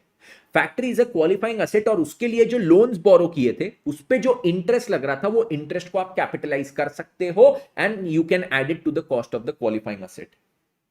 ये चीज सभी को क्लियर? यस सर, ये एक इंपॉर्टेंट क्वेश्चन है, आपको पूछा जा सकता है। चलो ये चीज मेरी हो गई। सर क्या क्या चीजें हमने पढ़ ली है? सर सबसे पहले हमने बोरोइंग कॉस्ट भी पढ़ ली है, हमने क्वालिफाइंग असेट भी पढ़ ली है। दोनों चीजें हमने पढ़ ली है। यस सर, दोनों चीजें हमने पढ़ ली है। अब सर यहां से आगे बढ़ेंगे। अब सर हम आएंगे हमारी टाइप्स ऑफ बोरोइंग्स पे, हमारी टाइप्स ऑफ बोरोइंग्स पे, ठीक है। अब सर देखो टाइप्स ऑफ बोरोइंग्स मतलब क्या होता है, what do you mean by types of borrowings. अब जैसे ये फैक्ट्री की बात छेड़ी है तो फैक्ट्री की बात को ही छेड़ते रहेंगे हम। फैक्ट्री की बात को जैसे हमने छेड़ा तो फैक्ट्री की बात को छेड़ते रहो। Just a minute, let me add page. Okay, अब देखो ये फैक्ट्री की बात पे आता हूं। फैक्ट्री सर क्या है, फैक्ट्री मेरा क्वालिफाइंग असेट है। हाँ ठीक है, अभी ये मुद्दा नहीं है कि फैक्ट्री क्वालिफाइंग असेट है कि नहीं, ये है क्वालिफाइंग असेट। सर इसको कंस्ट्रक्ट करने के लिए, इसको कंस्ट्रक्ट करने के लिए मेरे को कितना पैसा लग रहा था, 5 करोड़, 5 करोड़ रुपए सर आपको लग रहा था। मैंने क्या किया, मैंने बैंक के पास गया, SBI के पास, मैंने बोला SBI भैया मेरे को 2 करोड़ रुपीस चाहिए, 2 करोड़ रुपीस चाहिए। और 2 करोड़ रुपीस क्यों चाहिए, फैक्ट्री बनाने के लिए। SBI ने बोला कितने की फैक्ट्री, मैंने बोला 5 करोड़। वो बोले कि मेरे से कितना चाहिए, 2 करोड़। बोले बाकी का कहां से, मैंने बोला बाकी मैं अपने जेब से लेके आऊंगा। तो ये 2 करोड़ मैंने क्या किया है, मैंने स्पेसिफिकली फैक्ट्री बनाने के लिए लिया है। स्पेसिफिक ये 2 करोड़ का जो लोन है, 2 करोड़ का लोन स्पेसिफिकली फैक्ट्री बनाने के लिए। तो इसको मैं क्या बोलूंगा, इसको मैं बोलूंगा स्पेसिफिक लोन, स्पेसिफिक लोन। ठीक है, ये किस प्रकार का लोन हो गया, स्पेसिफिक लोन। अब ठीक है, ये 2 करोड़ की बात हो गई। अब क्या है मेरे पास, ये 5 करोड़ की फैक्ट्री का जो मेरे को खर्चा आने वाला है, खर्चा मतलब फैक्ट्री बनाने का एक्सपेंडिचर, कैपिटल एक्सपेंडिचर। उसके लिए मेरे पास क्या है, मेरा HDFC में एक अकाउंट है, HDFC में एक अकाउंट है, मेरा एक अकाउंट है कोटक महिंद्रा बैंक में, KMB कोटक महिंद्रा बैंक, ठीक है। यस, HDFC का कॉल आया, मेरा एक येस बैंक में भी अकाउंट है। HDFC का कॉल आया, हेलो सर हम HDFC से बोल रहे हैं, क्या आपको हमसे लोन चाहिए? आपको सर एक प्री अप्रूव्ड लोन है सर, आप अगर ये लोन लेते हो तो तुरंत, ये ऐसा आते रहते स्पैम कॉल्स। मैंने बोला दे, तू 1.5 करोड़ का लोन दे। बोले सर इतना बड़ा लोन, हम तो 5 लाख की। मैंने बोला देना है तो 1.5 करोड़ का दे। मैंने 1.5 करोड़ का निकलवा लिया। वैसे कोटक बैंक, हेलो सर हम कोटक बैंक से बोल रहे हैं। हाँ ठीक है, मैंने यहां से भी 2 करोड़ का ले लिया। ठीक है, फिर मैंने क्या किया, मैंने फिर यहां से यस बैंक वाले बोले अरे हमारा शेयर घुस गया है, तुम लोन लो, बस हमको इंटरेस्ट दो, हमको इंटरेस्ट चाहिए। मैंने इनसे 3 करोड़ का लोन ले लिया। कोई स्पेसिफिक कारण से लिया क्या? कोई स्पेसिफिक कारण से नहीं लिया। मैंने बोला तुम लोन दे रहे दो, तुम लोन दे रहे दो, लोन ले लिए। ये लोन का जो पैसा, ये 1.5 करोड़, ये 2 करोड़, ये 3 करोड़, मैं ये पैसा भी यूज करूंगा फैक्ट्री के लिए। इससे भी अब मैं फैक्ट्री बनाऊंगा, will be used for factory. But ये पैसा क्या मैंने स्पेसिफिकली फैक्ट्री बनाने के लिए लिया था क्या? नहीं नहीं नहीं, मैंने स्पेसिफिकली फैक्ट्री बनाने के लिए नहीं लिया था। मैंने लोन ले लिया था कि बिजनेस में यूज करूंगा, बट स्पेसिफिकली फैक्ट्री बनाने के लिए लिया था क्या? नहीं। तो ये जो प्रकार के मेरे लोन्स है, इनको मैं यहां पे क्या नाम देता हूं? I will call them general loans. I will call them general loans. ये चीज सभी को क्लियर? ये चीज सभी को क्लियर? यस, सभी के दिमाग में बात गई, सभी के दिमाग में बात गई कि स्पेसिफिक लोन क्या होता है। मैंने गया एसबीआई के पास, मैंने बोला भैया 2 करोड़ लगेंगे, क्यों? फैक्ट्री बनाने के लिए। तो ये स्पेसिफिक लोन हो गया। सर मेरे पास लोन लेके पड़े हुए बिजनेस में, लोन लेके पड़े हुए बिजनेस में कहीं ना कहीं काम आएंगे, उसको मैंने फैक्ट्री के लिए यूज किया। तो ये क्या हो गया? General loan. स्पेसिफिक लोन को स्पेसिफिक बोरोइंग भी बोलते हैं, जनरल लोन को जनरल बोरोइंग भी बोलते हैं। आपकी मर्जी, आपको जो बोलना हो। अब सर देखो यहां पे मुद्दा क्या उठता है। सर मुद्दा ये उठता है, आपका फैक्ट्री के पीछे खर्चा कितना हुआ? फैक्ट्री के पीछे 5 करोड़ का खर्चा। तो ये क्या है? ये मेरा expenditure on constructing the factory. Expenditure on constructing the factory कितना है? 5 करोड़। सर ये 5 करोड़ पे मैं क्या करूंगा? इसको इंटरेस्ट रेट से मल्टीप्लाई करूंगा ना। इंटरेस्ट रेट से जब मैं इसको मल्टीप्लाई करूंगा तो क्या चीज होगी? सर मेरे पास आएगा इंटरेस्ट का अमाउंट। ये जो इंटरेस्ट का अमाउंट है, इसको मैं क्या करूंगा? इसको सर हम कैपिटलाइज करेंगे। बिल्कुल सही बात, इसको हम कैपिटलाइज करेंगे। मशीन बोल रहा, फैक्ट्री के पीछे जितना खर्चा हुआ, that much amount multiplied by the interest rate. ये जो इंटरेस्ट आया, इतना ही तो कैपिटलाइज करेंगे ना। सर नहीं, पर आपको देखो ये 2 करोड़ पे भी इंटरेस्ट लग रहा है, हाँ इस पे भी इंटरेस्ट लग रहा है, ये 1.5 करोड़ पे भी लग रहा है, 2 करोड़ पे भी लग रहा है, 3 करोड़ पे। तो आपको सर 3 + 2 5, 6.5 और ये 8.5, आपको तो 8.5 करोड़ पे इंटरेस्ट लगते जा रहा है। बेटा मेरे को 8.5 करोड़ पे इंटरेस्ट लग रहा है, उसमें मैं मना नहीं कर रहा हूं, बट मैं बोल रहा हूं मैं कैपिटलाइज कितना करूंगा। 8.5 में से सर आप देखो क्या है, 8.5 करोड़ के लोन में से मैं ये फैक्ट्री के पीछे कितना खर्च कर रहा हूं? 5 करोड़। तो फैक्ट्री में कितने अमाउंट का इंटरेस्ट मैं कैपिटलाइज कर सकता हूं? 5 करोड़ का इंटरेस्ट कैपिटलाइज कर सकता हूं। यस। तो सबसे पहली चीज आप देखो, क्वेश्चन सॉल्विंग के लिए क्या जरूरी है? क्वेश्चन सॉल्विंग के लिए क्वालिफाइंग असेट पे आपका एक्सपेंडिचर कितना हो रहा है, वो क्वालिफाइंग असेट पे जो एक्सपेंडिचर है उसको हम मल्टीप्लाई करेंगे इंटरेस्ट रेट से। ओके, अब क्वालिफाइंग असेट पे मेरा एक्सपेंडिचर 5 करोड़ का है। हाँ सर 5 करोड़ का है। सर इसमें से 5 करोड़ में से मैं सबसे पहले स्पेसिफिक लोन यूज करूंगा। सर 5 करोड़ का जो खर्चा है उसके लिए मैंने तो एक स्पेसिफिक लोन लिया था 2 करोड़ का। मैं क्या करूंगा? 2 करोड़ का सबसे पहले स्पेसिफिक लोन लूंगा, ये यूज करूंगा यहां पे। हाँ सर 5 करोड़ के खर्चे के लिए आपने एक 2 करोड़ का स्पेसिफिक लोन लिया था, इसको सबसे पहले यूज करो। ये मैं यूज करूंगा तो इसको क्या करूंगा? ये लोन पे मेरे को इंटरेस्ट रेट लगा था, से for example interest rate was 10%। इसको हम क्या बोलेंगे? ये इंटरेस्ट रेट को हम नाम देंगे specific interest rate, SIR। Sir नहीं है वो, स्पेसिफिक इंटरेस्ट रेट। तो मैं इसको इसके 10% के स्पेसिफिक इंटरेस्ट रेट से मल्टीप्लाई करूंगा तो ये कितना आ गया सर? 2 लाख, 2 लाख नहीं 20 लाख। ये कितना आ गया सर? 20 लाख रुपए का इंटरेस्ट। सर देखो खर्चा 5 करोड़ का, उसमें से ये 5 करोड़ की फंडिंग मैंने स्पेसिफिक लोन से की थी। स्पेसिफिक लोन कितने का? 2 करोड़ का। ठीक है, यस। ये 5 करोड़ में से क्या किया था मैंने? सबसे पहले 5 करोड़ की फंडिंग कहां से की? Specific loan. Specific loan 2 crore, 2 crore का इंटरेस्ट रेट किया, उसको 10% से मल्टीप्लाई किया, 20 लाख का इस पे इंटरेस्ट आ गया। बाकी फंडिंग मैंने कहां से की थी? General loan. जनरल लोन से अब कितनी फंडिंग हुई होगी? सर जनरल लोन मेरे पास है कितना? ये 5 और ये 1.5, 6.5 करोड़ का है सर, 6.5 करोड़। बट क्या मैंने पूरा 6.5 करोड़ यहां पे यूज किया? नहीं सर, आपने यहां पे 3 करोड़ यूज किया। अब सर 3 करोड़ अगर यहां पे यूज हुआ तो 3 करोड़ का इंटरेस्ट रेट भी तो मैं कैपिटलाइज कर सकता हूं। जो भी बोरोइंग मेरी क्वालिफाइंग असेट बनाने के लिए यूज हुई, आपकी सर देखो यहां पे क्या लिखा था, जो भी बोरोइंग क्वालिफाइंग असेट बनाने के लिए यूज हुई उसका इंटरेस्ट इसमें ऐड हो जाना चाहिए।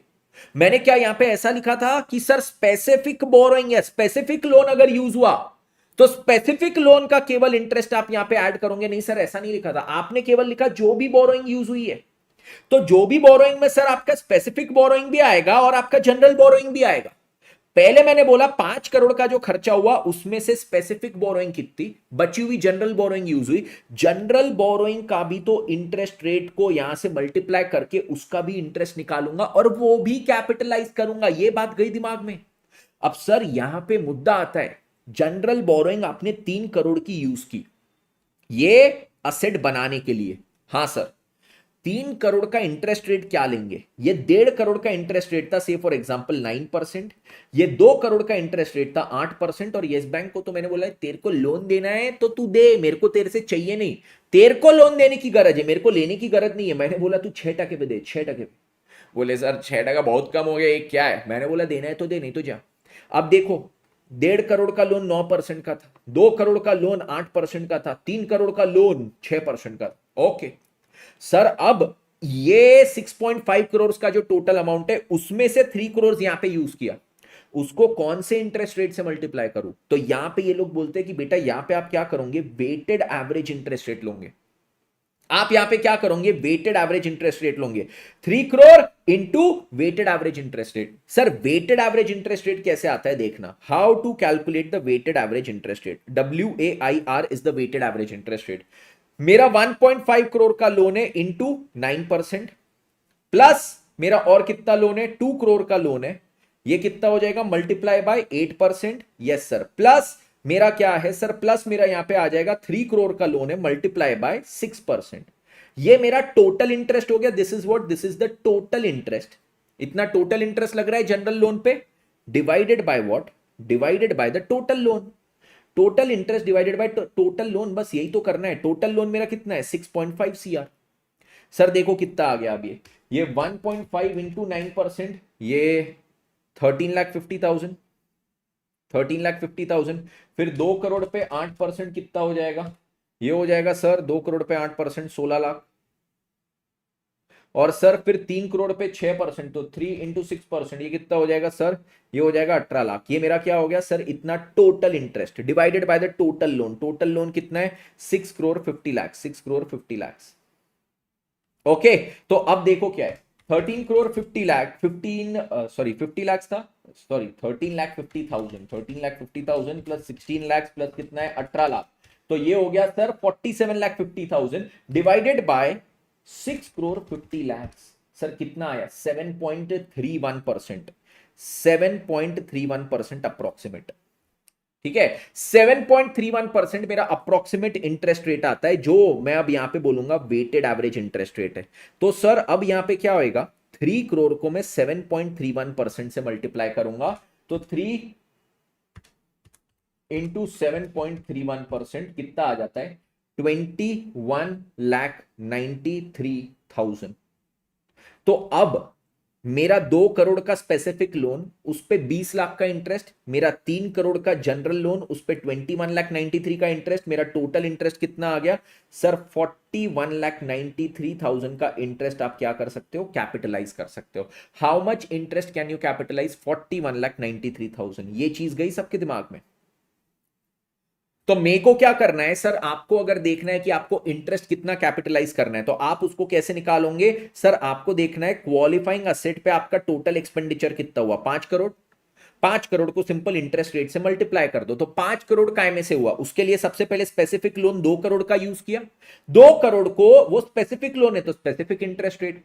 फिर जनरल लोन की बात आएगी, जनरल लोन की बात आएगी, वो 3 करोड़ का है, तो उस पे sir weighted average interest rate, क्योंकि वो 3 करोड़ में 3 अलग अलग लोन के अमाउंट है, तो वो तीनों लोन का total interest divided by the total loan amount, मेरा 7.31% का इंटरेस्ट रेट आया, 7.31 से मैंने उसको मल्टीप्लाई किया।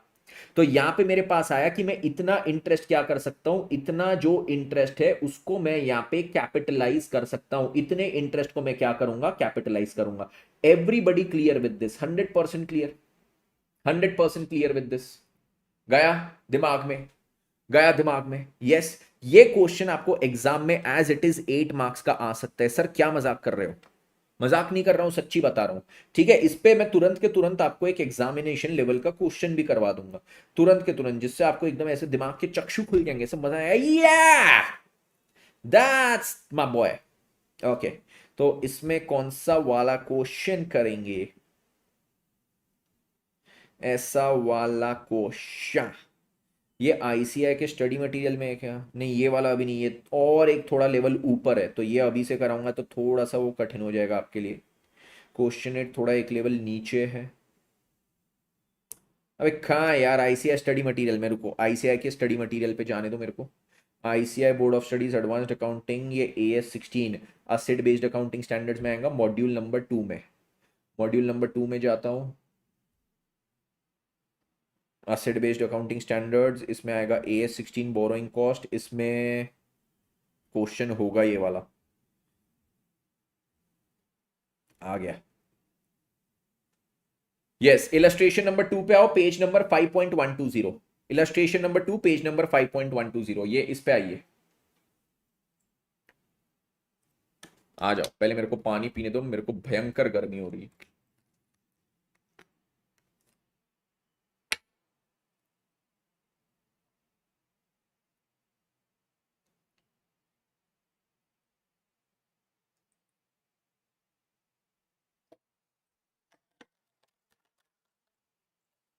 ज्यादा पी लिया थोड़ा, ऐसा लग रहा है, अब पी तो लिया, अब लग रहा है थोड़ा ज्यादा हो गया। कोई नहीं, गलती इंसान से ही होती है, खुद की गलतियों से इंसान सीखता है। क्लास का टाइमिंग क्या है? 8 to 9:30 PM, Monday to Friday. आज से हमारी सीरीज चालू हुई है, ट्यूसडे से। मंडे से जानबूझ के चालू नहीं किया था, क्योंकि बैक एंड पे सारी चीजें सेटअप वगैरह जो करनी रहती है, एवरीथिंग, ठीक है, तो वो एक मंडे संडे छुट्टी रहता है, तो मंडे को कोई भी नई सीरीज चालू नहीं करने का, नया कुछ चालू करना है तो ट्यूसडे वेडनेसडे। तो ट्यूसडे से चालू हुआ, इस हफ्ते Tuesday to Friday, next week से मंडे टू फ्राइडे। ओके चलो, इलस्ट्रेशन नंबर 2 पे आएंगे। इलस्ट्रेशन नंबर 2 के ये 2 पेज, अरे ये 2 पेज मेरे को चाहिए, स्क्रीनशॉट ले लूँ क्या इसका? सर पटाख से, very good very good, done. Save to photos, sev fafda gathiya, इसका भी डन, ये भी आ जाएगा सेव टू फोटोज। ओके चलो आओ, अब यहाँ पे ये क्वेश्चन को मैं इसी शीट पे ऐड कर दूंगा। ये यार अलग चीज है सर आपकी, ये आ गया, ठीक है, ये फर्स्ट पार्ट हो गया। Second part,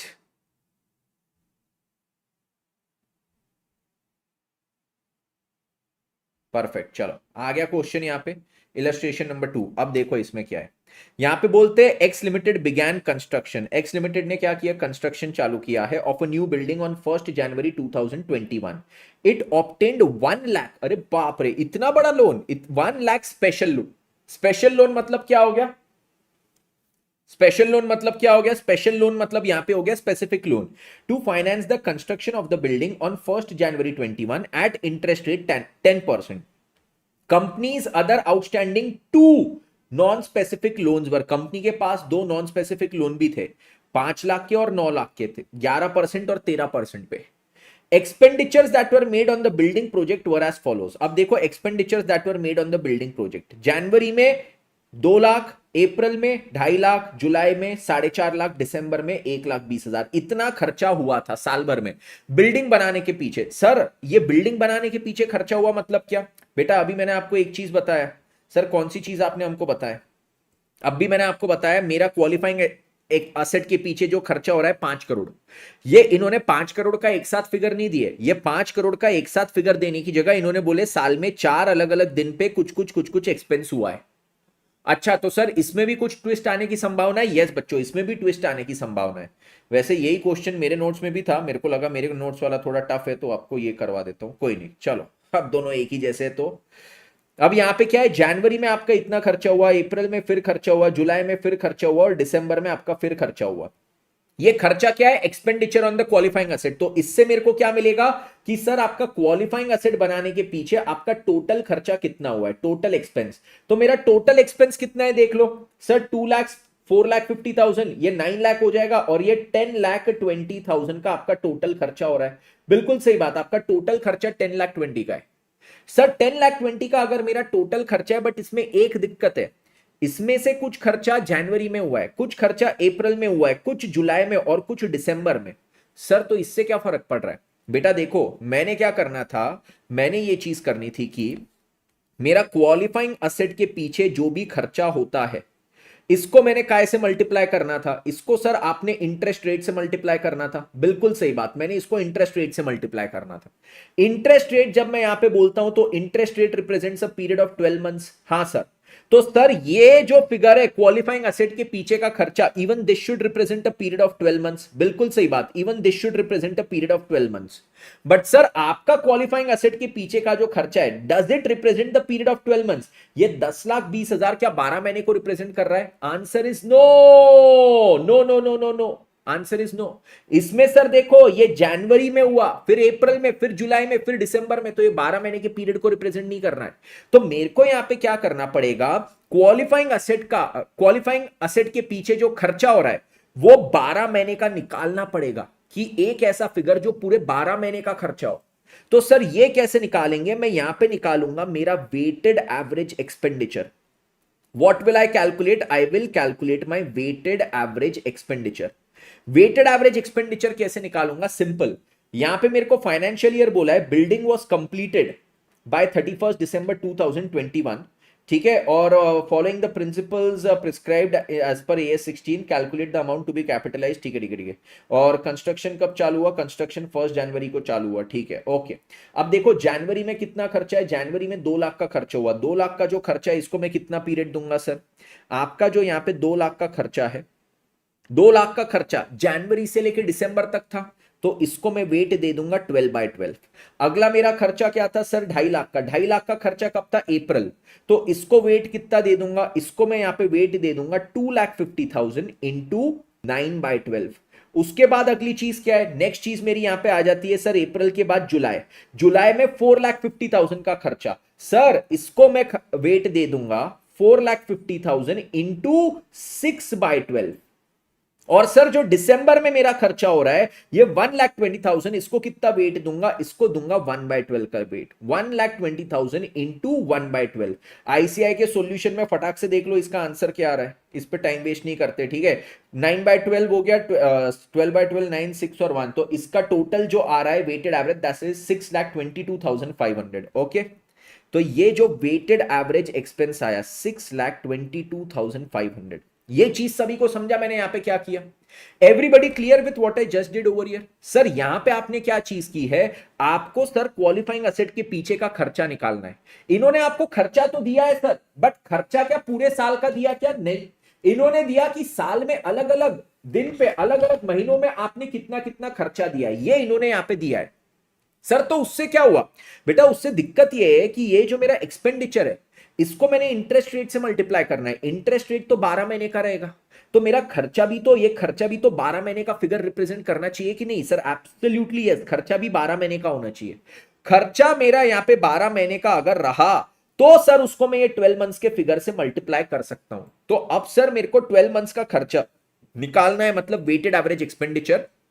weighted average expenditure में मैंने जो सबसे पहले जनवरी में था उसको 12 मंथ्स का वेट दिया, फिर अप्रैल के 9 मंथ्स को, जुलाई के 6 मंथ्स को, दिसंबर के 1 मंथ्स को, तो वेटेड एवरेज एक्सपेंडिचर आया 622,500। अब यहां से हम लोग ने जो अभी 5 करोड़ वाले क्वालिफाइंग असेट का एक्सपेंडिचर की पूरी प्रोसेस की थी वो करेंगे। कितने अमाउंट के लिए? 622,500। अब मैं बोलूंगा मेरे क्वालिफाइंग असेट का पूरे 12 महीने का खर्चा 622,500 है। ये जो 622,500 है, इसमें मैं बोलूंगा स्पेशल लोन कितना है? स्पेशल लोन 1 लाख का है।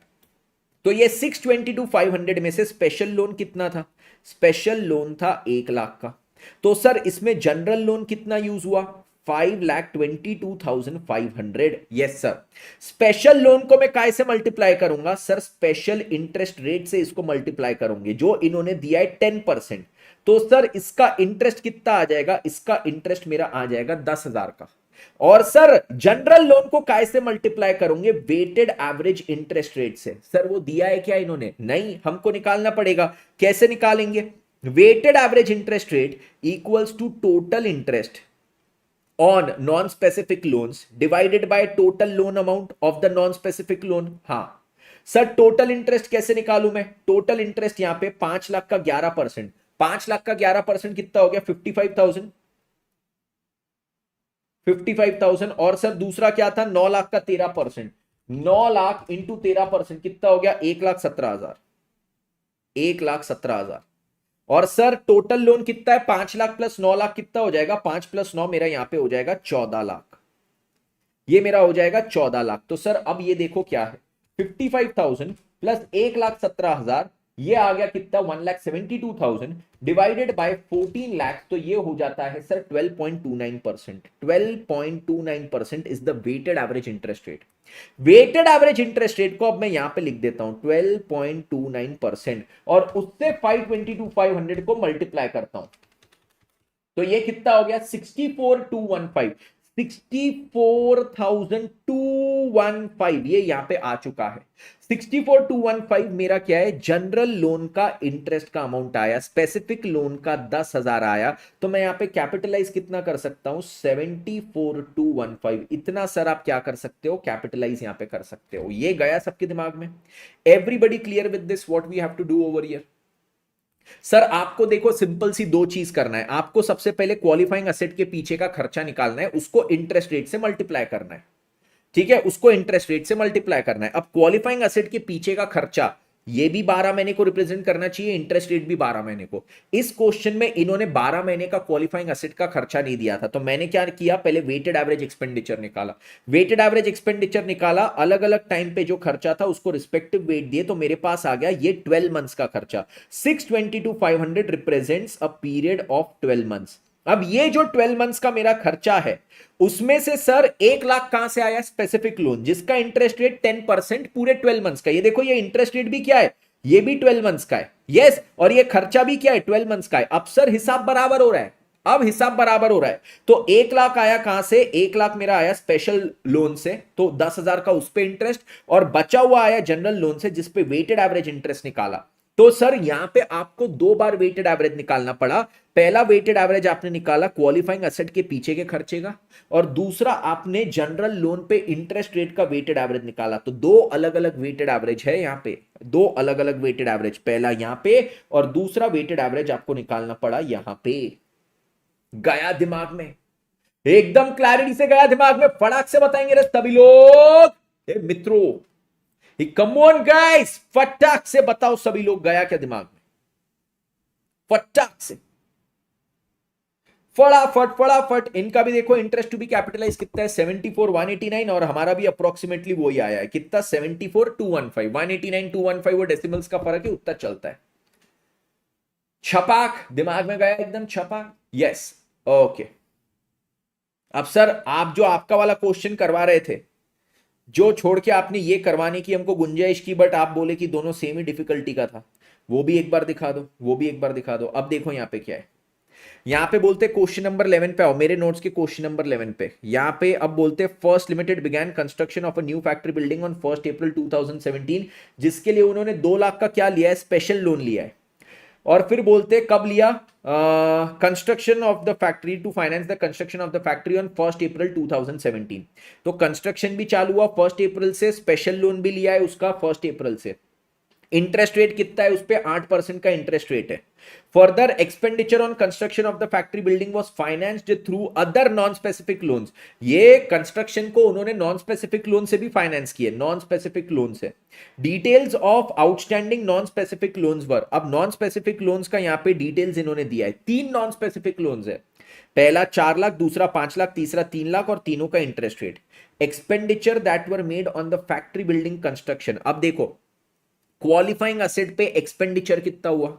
इतना इतना इतना इतना, ये टोटल एक्सपेंडिचर है। बट सर क्या ये पूरे 12 महीने को रिप्रेजेंट करता है क्या? नहीं, कुछ खर्चा 1 अप्रैल को हुआ, कुछ 31 मई को, कुछ 1 अगस्त को, और कुछ 31 दिसंबर को। हमारा financial year April to March है यहाँ पे। अब बोलते हैं construction of factory building was completed by 31 March 2018। Year end पे कंस्ट्रक्शन कंप्लीट हुआ। As per AS 16 calculate the interest to be capitalised. Interest to be capitalise कितना है? और फिर लास्ट में बोलते हैं जर्नल एंट्री भी बताइए। ठीक है, ये प्रीवियस ईयर क्वेश्चन है मई 19 का। तो सर सिंपल सी चीज यहां पे, सर क्या चीज है यहां पे? क्या चीज है सर? आप अगर हमको बताएंगे तो मित्रों क्या चीज है? क्वालिफाइंग असेट पे जो एक्सपेंडिचर हो रहा है उसको काय से मल्टीप्लाई करेंगे, क्वालिफाइंग असेट का जो एक्सपेंडिचर है इनटू इंटरेस्ट रेट। सर दोनों चीज में एक होना चाहिए सिमिलैरिटी, क्या ये भी 12 मंथ्स को रिप्रेजेंट करना चाहिए, ये भी 12 मंथ्स को रिप्रेजेंट करना चाहिए। सर यहां पे क्वालिफाइंग असेट का एक्सपेंडिचर 12 मंथ्स को रिप्रेजेंट नहीं कर रहा, तो मेरे को क्या करना पड़ेगा, सबसे पहले निकालना पड़ेगा weighted average expense. Weighted average expense में कैसे निकालूंगा सर, सिंपल, हम यहां पे क्या करेंगे, ये इन्होंने दिया है 3 लाख को वेट दे देंगे 12/12 का, फिर 31 मई को जो खर्चा हुआ 240, अप्रैल और मई निकल गया तो इसको 10/12 का वेट देंगे, फिर अगस्त में अप्रैल मई जून जुलाई 4 महीने निकल गए तो इसको 8/12 का वेट देंगे, और इसको कितने मंथ्स का, इसको 3/12 का वेट देंगे। तो ये कितना हो जाता है, ये 3 लाख आ जाएगा। फिर ये कितना हो जाएगा 2,40,000 इंटू 10/12, ये कितना हो जाएगा, ये 2 लाख हो जाएगा। उसके बाद नेक्स्ट चीज मेरी क्या है, नेक्स्ट चीज आ जाएगा सर 4 लैक्स इंटू 8/12, तो ये कितना हो जाएगा 2,66,667, 2,66,667। और उसके बाद क्या है 3,60,000 इंटू 3/12, तो ये क्या हो जाएगा, दिस विल बी 90,000। ये सर अब मेरा क्या आ गया, ये आ गया वेटेड एवरेज एक्सपेंडिचर। ऐड कर दो 3 लाख प्लस 2 लाख प्लस कितना है 266,667 प्लस कितना आ जाएगा 90,000, तो ये आ गया 856,667। लेट मी जस्ट चेक, पहला कितना था 3 लाख, फिर क्या था 2 लाख, फिर क्या था 266,667, फिर क्या हो गया 90,000, ये कितना हो गया 856,667। ये किसका आंसर आया, गितेश, वेरी गुड। तो 856,667 मेरा क्या हो गया, ये आ गया वेटेड एवरेज एक्सपेंडिचर 667। ओके, अब ये वेटेड एवरेज एक्सपेंडिचर को मैंने कहां से, ये खर्चा कहां से किया, तो उसके लिए सबसे पहले स्पेशल लोन। स्पेशल लोन मेरा कितना है, स्पेशल लोन इन्होंने बोले 2 लाख रुपए का है, तो इसमें से 2 लाख रुपए का स्पेशल लोन था, और बाकी फिर क्या होगा, बाकी मेरा जनरल लोन कितना 6,56,667। यस, स्पेशल लोन को कैसे मल्टीप्लाई करेंगे, special interest rate. Interest rate इन्होंने क्या बोला था, इस पे 8% का लगने वाला है, स्पेशल लोन पे 8%, 2 लाख पे 8% हो जाएगा 16,000। और सर जनरल लोन पे क्या करेंगे, वेटेड एवरेज इंटरेस्ट रेट लेंगे, तो अब सर वापस एक वेटेड एवरेज निकालना पड़ेगा, इस बार इंटरेस्ट रेट का। तो इंटरेस्ट रेट का वेटेड एवरेज कितना आएगा sir, weighted average interest rate equals to total interest divided by total loan, TI divided by TL, total interest divided by total loan. तो मेरा टोटल इंटरेस्ट कितना है, 4 लाख पे 9%, 4 9 36,000, फिर ये कितना हो जाएगा 5 पे 12 60,000, और फिर 3 पे 14, तो 14 3 42,000 का हो जाएगा। तो ये आ गया total interest 60 plus 40 1 lakh, 1 lakh plus 30 130, और ये आ गया 138, 1,38,000 हो जाएगा। Total interest is 1,38,000। Total loan कितना है मुझे ये बताओ, total loan, what is the amount of total loan sir, 4 plus 5 9 plus 3 12, तो ये हो गया 12 लाख। इसको 12 लाख से डिवाइड किया तो कितना हो गया 1,38,000 डिवाइडेड बाय 12 लाख, ये मेरा हो जाता है 11.5%, 11.5%। तो इसको मैं 11.5% से मल्टीप्लाई करूंगा, 6,56,667 इंटू 11.5%, दिस गिव्स मी 75,516, 75,516। तो अब 71,516, 75,516 प्लस 16,000, ये हो जाएगा मेरा कितना 91,516। इतना मैं क्या करूंगा, कैपिटलाइज करूंगा, ठीक है, इतना मैं कैपिटलाइज करूंगा, this is the amount to be capitalised. आ गया सबका, 91,517 यहां पे है, हमारा 516 है। अब यहां पे एक और चीज इन्होंने यहां पे पूछा है, बेटा जर्नल एंट्री तुम क्या करोगे, what is the journal entry to be done, what is the journal entry. तो सर जर्नल एंट्री में कैसे निकालू, जर्नल एंट्री में मेरे को क्या करना है सर, जो असेट है, असेट को मेरे को रिकॉग्नाइज करना है, असेट के पीछे मैंने खर्चा किया, असेट मेरा कंस्ट्रक्ट हो रहा है, तो असेट को रिकॉग्नाइज करना पड़ेगा बुक्स में। हाँ सर, तो असेट रिकॉग्निशन की एंट्री आएगी। अब सर असेट रिकॉग्निशन की एंट्री में क्या है, असेट को रिकॉग्नाइज करूंगा तो एक तो असेट का जो कॉस्ट लगा, कॉस्ट मतलब उसके पीछे जो एक्सपेंडिचर लगा वो, प्लस जो इंटरेस्ट कैपिटलाइज करना है वो, ये टोटल मिला के मैं क्या करूंगा, टोटल इतना कैपिटलाइज करूंगा। अब यहां पे बच्चे गलती क्या करते हैं, यहां पे बच्चे बोलते हैं असेट के पीछे जो ये कॉस्ट लगा वो है कितना 856,667, बच्चे इसको डेबिट करने जाएंगे, this is the wrong answer. Asset के पीछे जो खर्चा लगा है that is 3 lakh plus 240 plus 4 lakh plus 360, ये तो वेटेड एवरेज खर्चा था, जो एवरेज खर्चा 12 महीने में लगा, बट एक्चुअल खर्चा कितना है? 3 + 4 7, 7 + 2 9, 9 और 3 12, 12 और ये कितना हो गया? 13 लाख रुपए सर टोटल लगाए।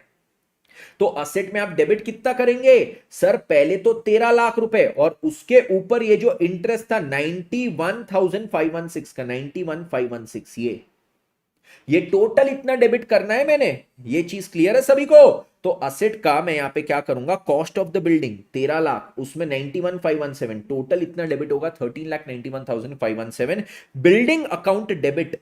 ठीक है, 13,91,517, जिसमें से क्या है मेरा बोरोइंग कॉस्ट? देखो जो पेएबल है, बोरोइंग कॉस्ट ये क्या है? ये एक लाइबिलिटी रिकॉग्नाइज की, बिकॉज दिस इज पेएबल, 91,517। ये चीज क्लियर? जिसमें से बिल्डिंग WIP मैंने यहां पे ट्रीट किया है 13 लाख रुपए। हाँ ठीक है, यहां पे मेन मुद्दा क्या है? यहां पे आप ये कर सकते हो, बिल्डिंग को डेबिट टू बैंक भी कर सकते हो, उसमें कोई दिक्कत वाली बात नहीं है, कोई दिक्कत वाली बात नहीं है। मुद्दा ये है कि 13,91,517 आपका यहां पे डेबिट होना चाहिए। गया सबके दिमाग में? Everybody clear with this? Everybody clear with this? सभी के दिमाग में एकदम क्रिस्टल क्लैरिटी से गया ये कॉन्सेप्ट? अब यहां पे एक और चीज बोली गई है, हमारे समरी चार्ट में आइए, वहां पे एक और चीज बोला गया है। समरी चार्ट में देखो, बोरोइंग्स की मैंने बात की, तो बोरोइंग्स में क्या बात है? बोरोइंग्स में ये लोग बोलते हैं कि दो प्रकार की बोरोइंग, एक स्पेसिफिक एक जनरल, ये मैंने आपको पढ़ा दिया। बट स्पेसिफिक बोरोइंग्स में अब ये लोग बोलते हैं, मैंने क्या किया था? ये 5 करोड़ का क्या किया था? 5 करोड़ का मैंने क्वालिफाइंग एसेट बनाया था। हाँ, उसके लिए 2 करोड़ की मैंने क्या की थी? स्पेशल बोरोइंग या स्पेसिफिक बोरोइंग की थी। अब ये 2 करोड़ रुपए जरूरी थोड़ी है कि मैं पहले दिन पे जब बोरोइंग किया तुरंत के तुरंत क्वालिफाइंग एसेट के पीछे डाल दूं। हो सकता है 2 करोड़ में से मेरा 1.5 करोड़ पहले आइडल पड़ा था, मैंने 50 लाख रुपए डाल दिए क्वालिफाइंग एसेट पे, पर 1.5 करोड़ क्या था? आइडल पड़ा था। आइडल पड़ा था तो मैंने क्या किया? इसको इन्वेस्ट कर दिया। इसको मैंने क्या किया? इन्वेस्ट किया। इन्वेस्ट किया तो क्या है? इन्वेस्ट किया तो इस पे मेरे को रिटर्न मिलेगा, रिटर्न मिलेगा। तो अब इसके लिए क्या बोलते हैं ये लोग? ये एएस में बोला गया है, अगर आपने स्पेसिफिक बोरोइंग्स का टेम्पररी इन्वेस्टमेंट किया है, उस पे आपको इनकम हो रही है, टेम्पररी इन्वेस्टमेंट पे आपको क्या हो रही है? इनकम हो रही है, तो आप उसको क्या करोगे? उसको आप डिडक्ट करोगे फ्रॉम द इंटरेस्ट कॉस्ट। मतलब सर क्या मतलब? इसी एग्जांपल पे आइए, मेरा ये स्पेशल लोन, उस पे मेरा इंटरेस्ट कितना आ रहा था सर? जो इंटरेस्ट का कॉस्ट था, बोरोइंग कॉस्ट, बोरोइंग कॉस्ट की अगर मैं यहां पे बात करूं तो मेरा बोरोइंग कॉस्ट कितना आ रहा था सर? 20 लाख रुपए का। सपोज ये स्पेशल लोन में से 1.5 करोड़ मैंने क्या किया होता? 1.5 करोड़ मैंने यहां पे किया होता इन्वेस्टर। इस पे मेरे को रिटर्न कितना आ जाता? से फॉर एग्जांपल 5 लाख रुपीस का मेरे को रिटर्न आता। 5 लाख रुपीस का रिटर्न आता ना, तो उसको मैं क्या करता? ये 20 लाख में से माइनस कर देता, ये जो इंटरेस्ट कॉस्ट है स्पेसिफिक लोन का, उसमें से इनकम फ्रॉम टेम्पररी इन्वेस्टमेंट को माइनस करना, और फिर यहां पे केवल 15 लाख रुपए का कॉस्ट आप कंसिडर करोगे, बोरोइंग कॉस्ट केवल 15 लाख कंसिडर करोगे। तो वापस ये पॉइंट पढ़ो, income from temporary investment of specific borrowings will be first deducted from the interest cost. Income कितनी हुई? 5 लाख की, उसको क्या करूंगा? इंटरेस्ट के कॉस्ट, मतलब 20 लाख में से डिडक्ट करूंगा। मेरा इंटरेस्ट कॉस्ट कितना लगा स्पेसिफिक बोरोइंग पे? 20 लाख। 20 लाख में से 5 लाख को डिडक्ट करो, फिर जो बैलेंस 15 लाख बचा उसको आप कैपिटलाइज कर सकते हो, उसको आप कैपिटलाइज कर सकते हो। ये चीज गई सबके दिमाग में? Everybody clear with this? Journal के फॉर्मेट में बनाना जरूरी नहीं है, केवल जर्नल एंट्री आपको आनी चाहिए, उसको जर्नल एंट्री के तौर पे लिख देना, फॉर्मेट वगैरह बनाना जरूरी नहीं है। Okay everybody absolutely clear? Absolutely clear. Vaishnavi ji very good evening, very good evening आपको, वेरी गुड इवनिंग। ठीक है, यस ये केवल स्पेसिफिक बोरोइंग्स के लिए होता है। ये चीज जो ये पॉइंट बताया, this is applicable only to the specific borrowing, general borrowing के लिए ये पॉइंट एप्लीकेबल नहीं है।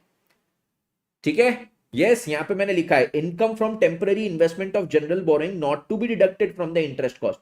इसको इंटरेस्ट कॉस्ट में से डिडक्ट नहीं करने का, इसको इंटरेस्ट कॉस्ट में से डिडक्ट नहीं करने का। ठीक है, ओके। और ये देखो, ये जो अभी हमने क्वेश्चन सॉल्व किया, क्वेश्चन सॉल्व का ना ये महा फॉर्मूला है। ये क्या है? अभी मैंने जो क्वेश्चन सॉल्व किया उसका ये महा फॉर्मूला है। महा फॉर्मूला क्या है? जो एक्सपेंडिचर ऑन क्वालिफाइंग एसेट आया उसको इंटरेस्ट रेट से मल्टीप्लाई करना है। ये क्या होना चाहिए? ये भी 12 महीने के पीरियड को रिप्रेजेंट करना चाहिए और ये भी 12 महीने, तभी तो दोनों कंपैरेबल चीज है, तभी तो दोनों को मल्टीप्लाई करके एक हमारा सिस्टमैटिक कुछ सेंसिबल आंसर आएगा। तो अब इसके 12 महीने का फिगर अगर हमको नहीं दिया है तो हम क्या करेंगे? हम इसके लिए एवरेज एक्सपेंडिचर कैलकुलेट करेंगे।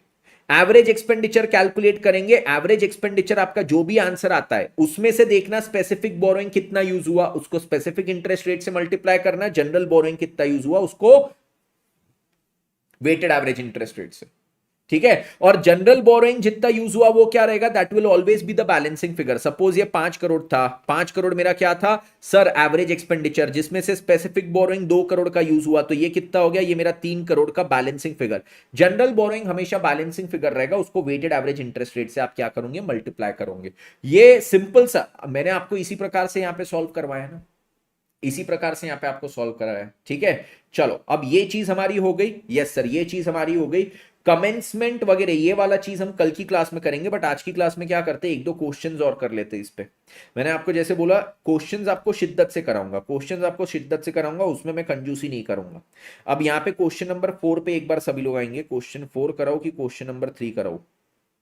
क्वेश्चन 3 तो मेरा हो गया, ओमेगा वाला था। क्वेश्चन 4 पे आइए। क्वेश्चन नंबर 4 में ये लोग क्या बोलते हैं यहां पे ये लोग बोलते हैं sir can there be more than one specific,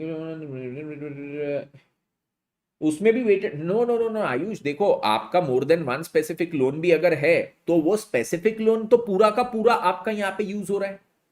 मेरा 5 करोड़ का असेट, ठीक है 5 करोड़ का असेट है, 5 करोड़ के असेट के लिए ये इतना खर्चा हो रहा है असेट के पीछे, इसके लिए स्पेशल लोन नंबर 1 लिया 2 करोड़ का, मैंने स्पेशल लोन नंबर 2 लिया 1 करोड़ का। दोनों ये जो 2 करोड़ और 1 करोड़ है ये तो पूरा का पूरा यूज होगा, तो दोनों का उसके एक्चुअल इंटरेस्ट रेट से मल्टीप्लाई करके यहां पे यूज करेंगे।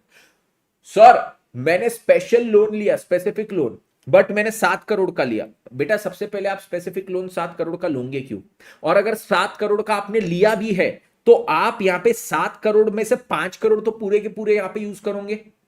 7 करोड़ में से 5 करोड़ अगर यहां पे यूज किया तो उसको भी स्पेसिफिक इंटरेस्ट रेट से ही मल्टीप्लाई कर दो ना, क्योंकि एक ही लोन पूरा का पूरा वहां पे अगर यूज हो रहा है तो वो उसका स्पेसिफिक इंटरेस्ट रेट से ही उसको मल्टीप्लाई कर दो। ओके यस, चलो तो अब यहां से आगे बढ़ते क्वेश्चन नंबर 4 में आते हैं। बोलते हैं वाइटल लिमिटेड, वाइटल लिमिटेड की यहां पे बात हो रही है, क्या चीज बोलेंगे वाइटल लिमिटेड के लिए, ये लोग बोलते हैं borrowed an amount of 150 crore on 1/4/2021 for construction of a boiler plant at 10%। 150 crore का इन्होंने क्या लिया किया है, बोरो किया है, जिसपे इंटरेस्ट रेट कितना है 10%। Plant is expected to be completed in 4 years. Since the weighted average cost of capital is 13%, इस पे देखो weighted average cost of capital मतलब cost of capital मतलब interest, आप जो borrowing किए that is the capital, capital का cost, capital का cost मतलब interest rate। मैंने जो borrowing किया borrowing that is the capital that I am using, और वो capital का cost क्या है, मतलब borrowing का cost क्या है, that is the interest, वो बोले 13%। 150 करोड़ का उन्होंने borrowing किया है बॉयलर प्लांट बनाने के लिए, उसका स्पेसिफिक इंटरेस्ट रेट इन्होंने दिया है, स्पेसिफिक इंटरेस्ट रेट 10%, और बोलते हैं उसका वेटेड एवरेज इंटरेस्ट रेट कितना है 13%। Accountant of Vital limited capitalised 19.5 crore for the accounting period ending on 31/3/22। 19.5 crore उसने कैपिटलाइज किया है due to surplus fund out of 150 crore and income of 1.5 crore was earned. अब देखो क्या है, वो 150 करोड़ का लोन था, उसमें कुछ सरप्लस फंड बचा, उसको इन्वेस्ट किया, उससे 1.5 करोड़ का इनकम हो गया। बोलते हैं वो इनकम को क्या किया, क्रेडिट कर दिया पीएनएल में। Comment on the about treatment of accountant, accountant की अबाउट ट्रीटमेंट बताइए, सही है कि गलत है, एकदम गलत। सबसे पहले सर ये तो स्पेसिफिक लोन है, सर अगर ये स्पेसिफिक लोन है हमारा, ठीक है, if this is what this is a specific loan, तो स्पेसिफिक लोन पे क्या चीज होनी चाहिए थी, स्पेसिफिक लोन पे सर इसको स्पेसिफिक इंटरेस्ट रेट से मल्टीप्लाई करेंगे। 150 करोड़ का स्पेसिफिक इंटरेस्ट रेट कितना था, ये सर 10% दिया था, इसको 10% से मल्टीप्लाई करके 15 का मेरा क्या है, 15 करोड़ का मेरा इंटरेस्ट है। इसमें भी सर क्या है, मैंने इसका टेम्पररी इन्वेस्टमेंट किया तो 1.5 करोड़ की मेरी इनकम हुई है, इसमें से क्या करेंगे माइनस, तो कैपिटलाइज होना चाहिए था 13.5 करोड़।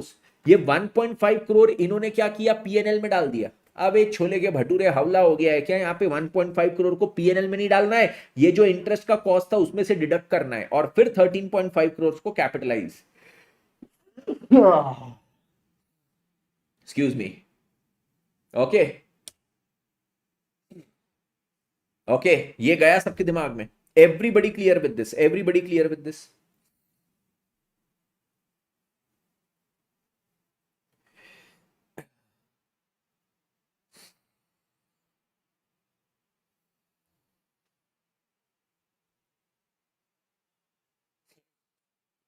क्वेश्चन नंबर 8 सिंपल सा क्वेश्चन है, बट आईसीआई का कुछ काइंड ऑफ फेवरेट क्वेश्चन है। आईसीआई इसको बहुत सारी जगह पे देती है, ऐसा क्वेश्चन आईसीआई बहुत सारी जगह पे देता है। ओके, तो देखिए यहां पे क्या बोलते हैं, Gen Bridge Construction Limited obtained a loan of 64 crore. ये क्या कर रहे हैं, 64 करोड़ का इन्होंने लोन लिया है। ठीक है, Gen Bridge construction company 64 crore का लोन लिया है to be utilised as under. ये लोन को देखो, 64 करोड़ के लोन को कैसे यूटिलाइज करने वाले, construction of hill link road in Kedarnath. Kedarnath में क्या कर रहे हैं, एक हिल लिंक रोड बना रहे। सर रोड बनाने में तो टाइम लगेगा, हिल को लिंक करने वाला रोड, हिल लिंक मतलब उसका वही होगा ना कि कोई दो हिल्स को वगैरह कुछ लिंक करने का एक रोड बना रहे, अच्छा खासा टाइम लगेगा। Purchase of equipment and machine, sir देखो हिल लिंक का जो रोड बनाना है, क्या ये क्वालिफाइंग असेट है? हाँ।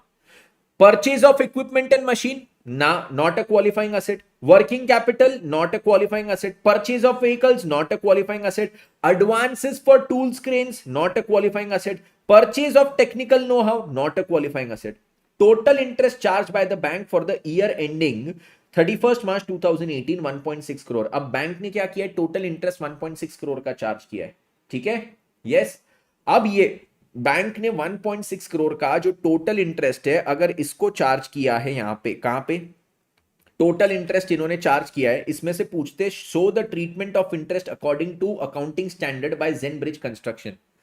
सर आपका 64 करोड़ में से 50 करोड़ क्वालिफाइंग असेट के पीछे यूज हुआ है, और बचा हुआ अमाउंट जो है 14 करोड़, ये देख लो, ऐड कर लो, 6 प्लस 4 10 11 12 14, ये 14 करोड़ का जो लोन है वो आपका नॉन क्वालिफाइंग असेट के पीछे।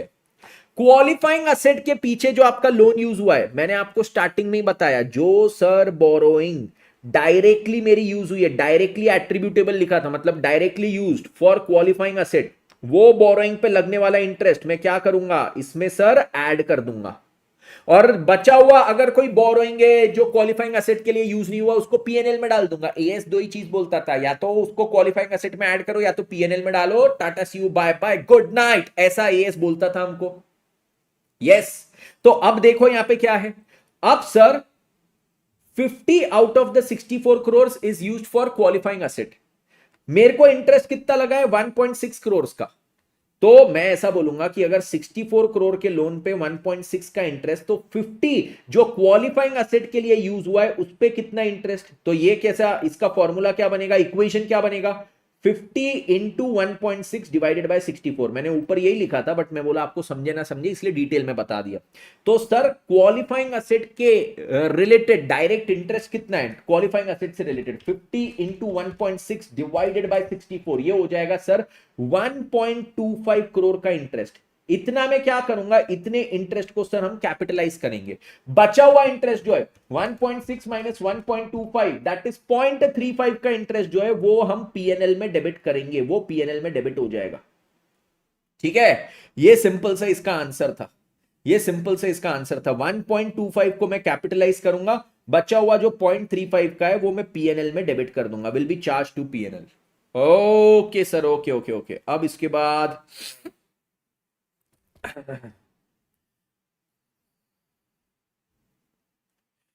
फेज वाला कल करेंगे, फेज वाला आज नहीं करेंगे, 11 हो गया मेरा, 11 के बाद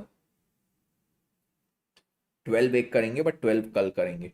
ठीक है, चलिए आज के क्लास का हमारा टाइम भी हो चुका है। सर ये बुक ऑनलाइन मिल सकती है, सीमू जी, यहाँ पे सीमू, मैं उनको पेट नेम से नहीं बुला रहा हूँ, उनका नाम सीमू है, नहीं तो बोले सीमा का सीमू कर दिया, उनका नाम ही सीमू है। ठीक है, नहीं तो इसके जोक बनाएंगे बच्चे, मीमा बनेंगे, तो मीमा मत बनाना, इसका उनका नाम सीमू लिखा है यहाँ पे। मैंने यहाँ पे एक लिंक पिन की है, वहाँ पे जाइए, वहाँ पे आपको ये नोट्स मिल जाएंगे, लिंक पिन की है, वहाँ पे जाइए, वहाँ पे नोट्स मिल जाएंगे।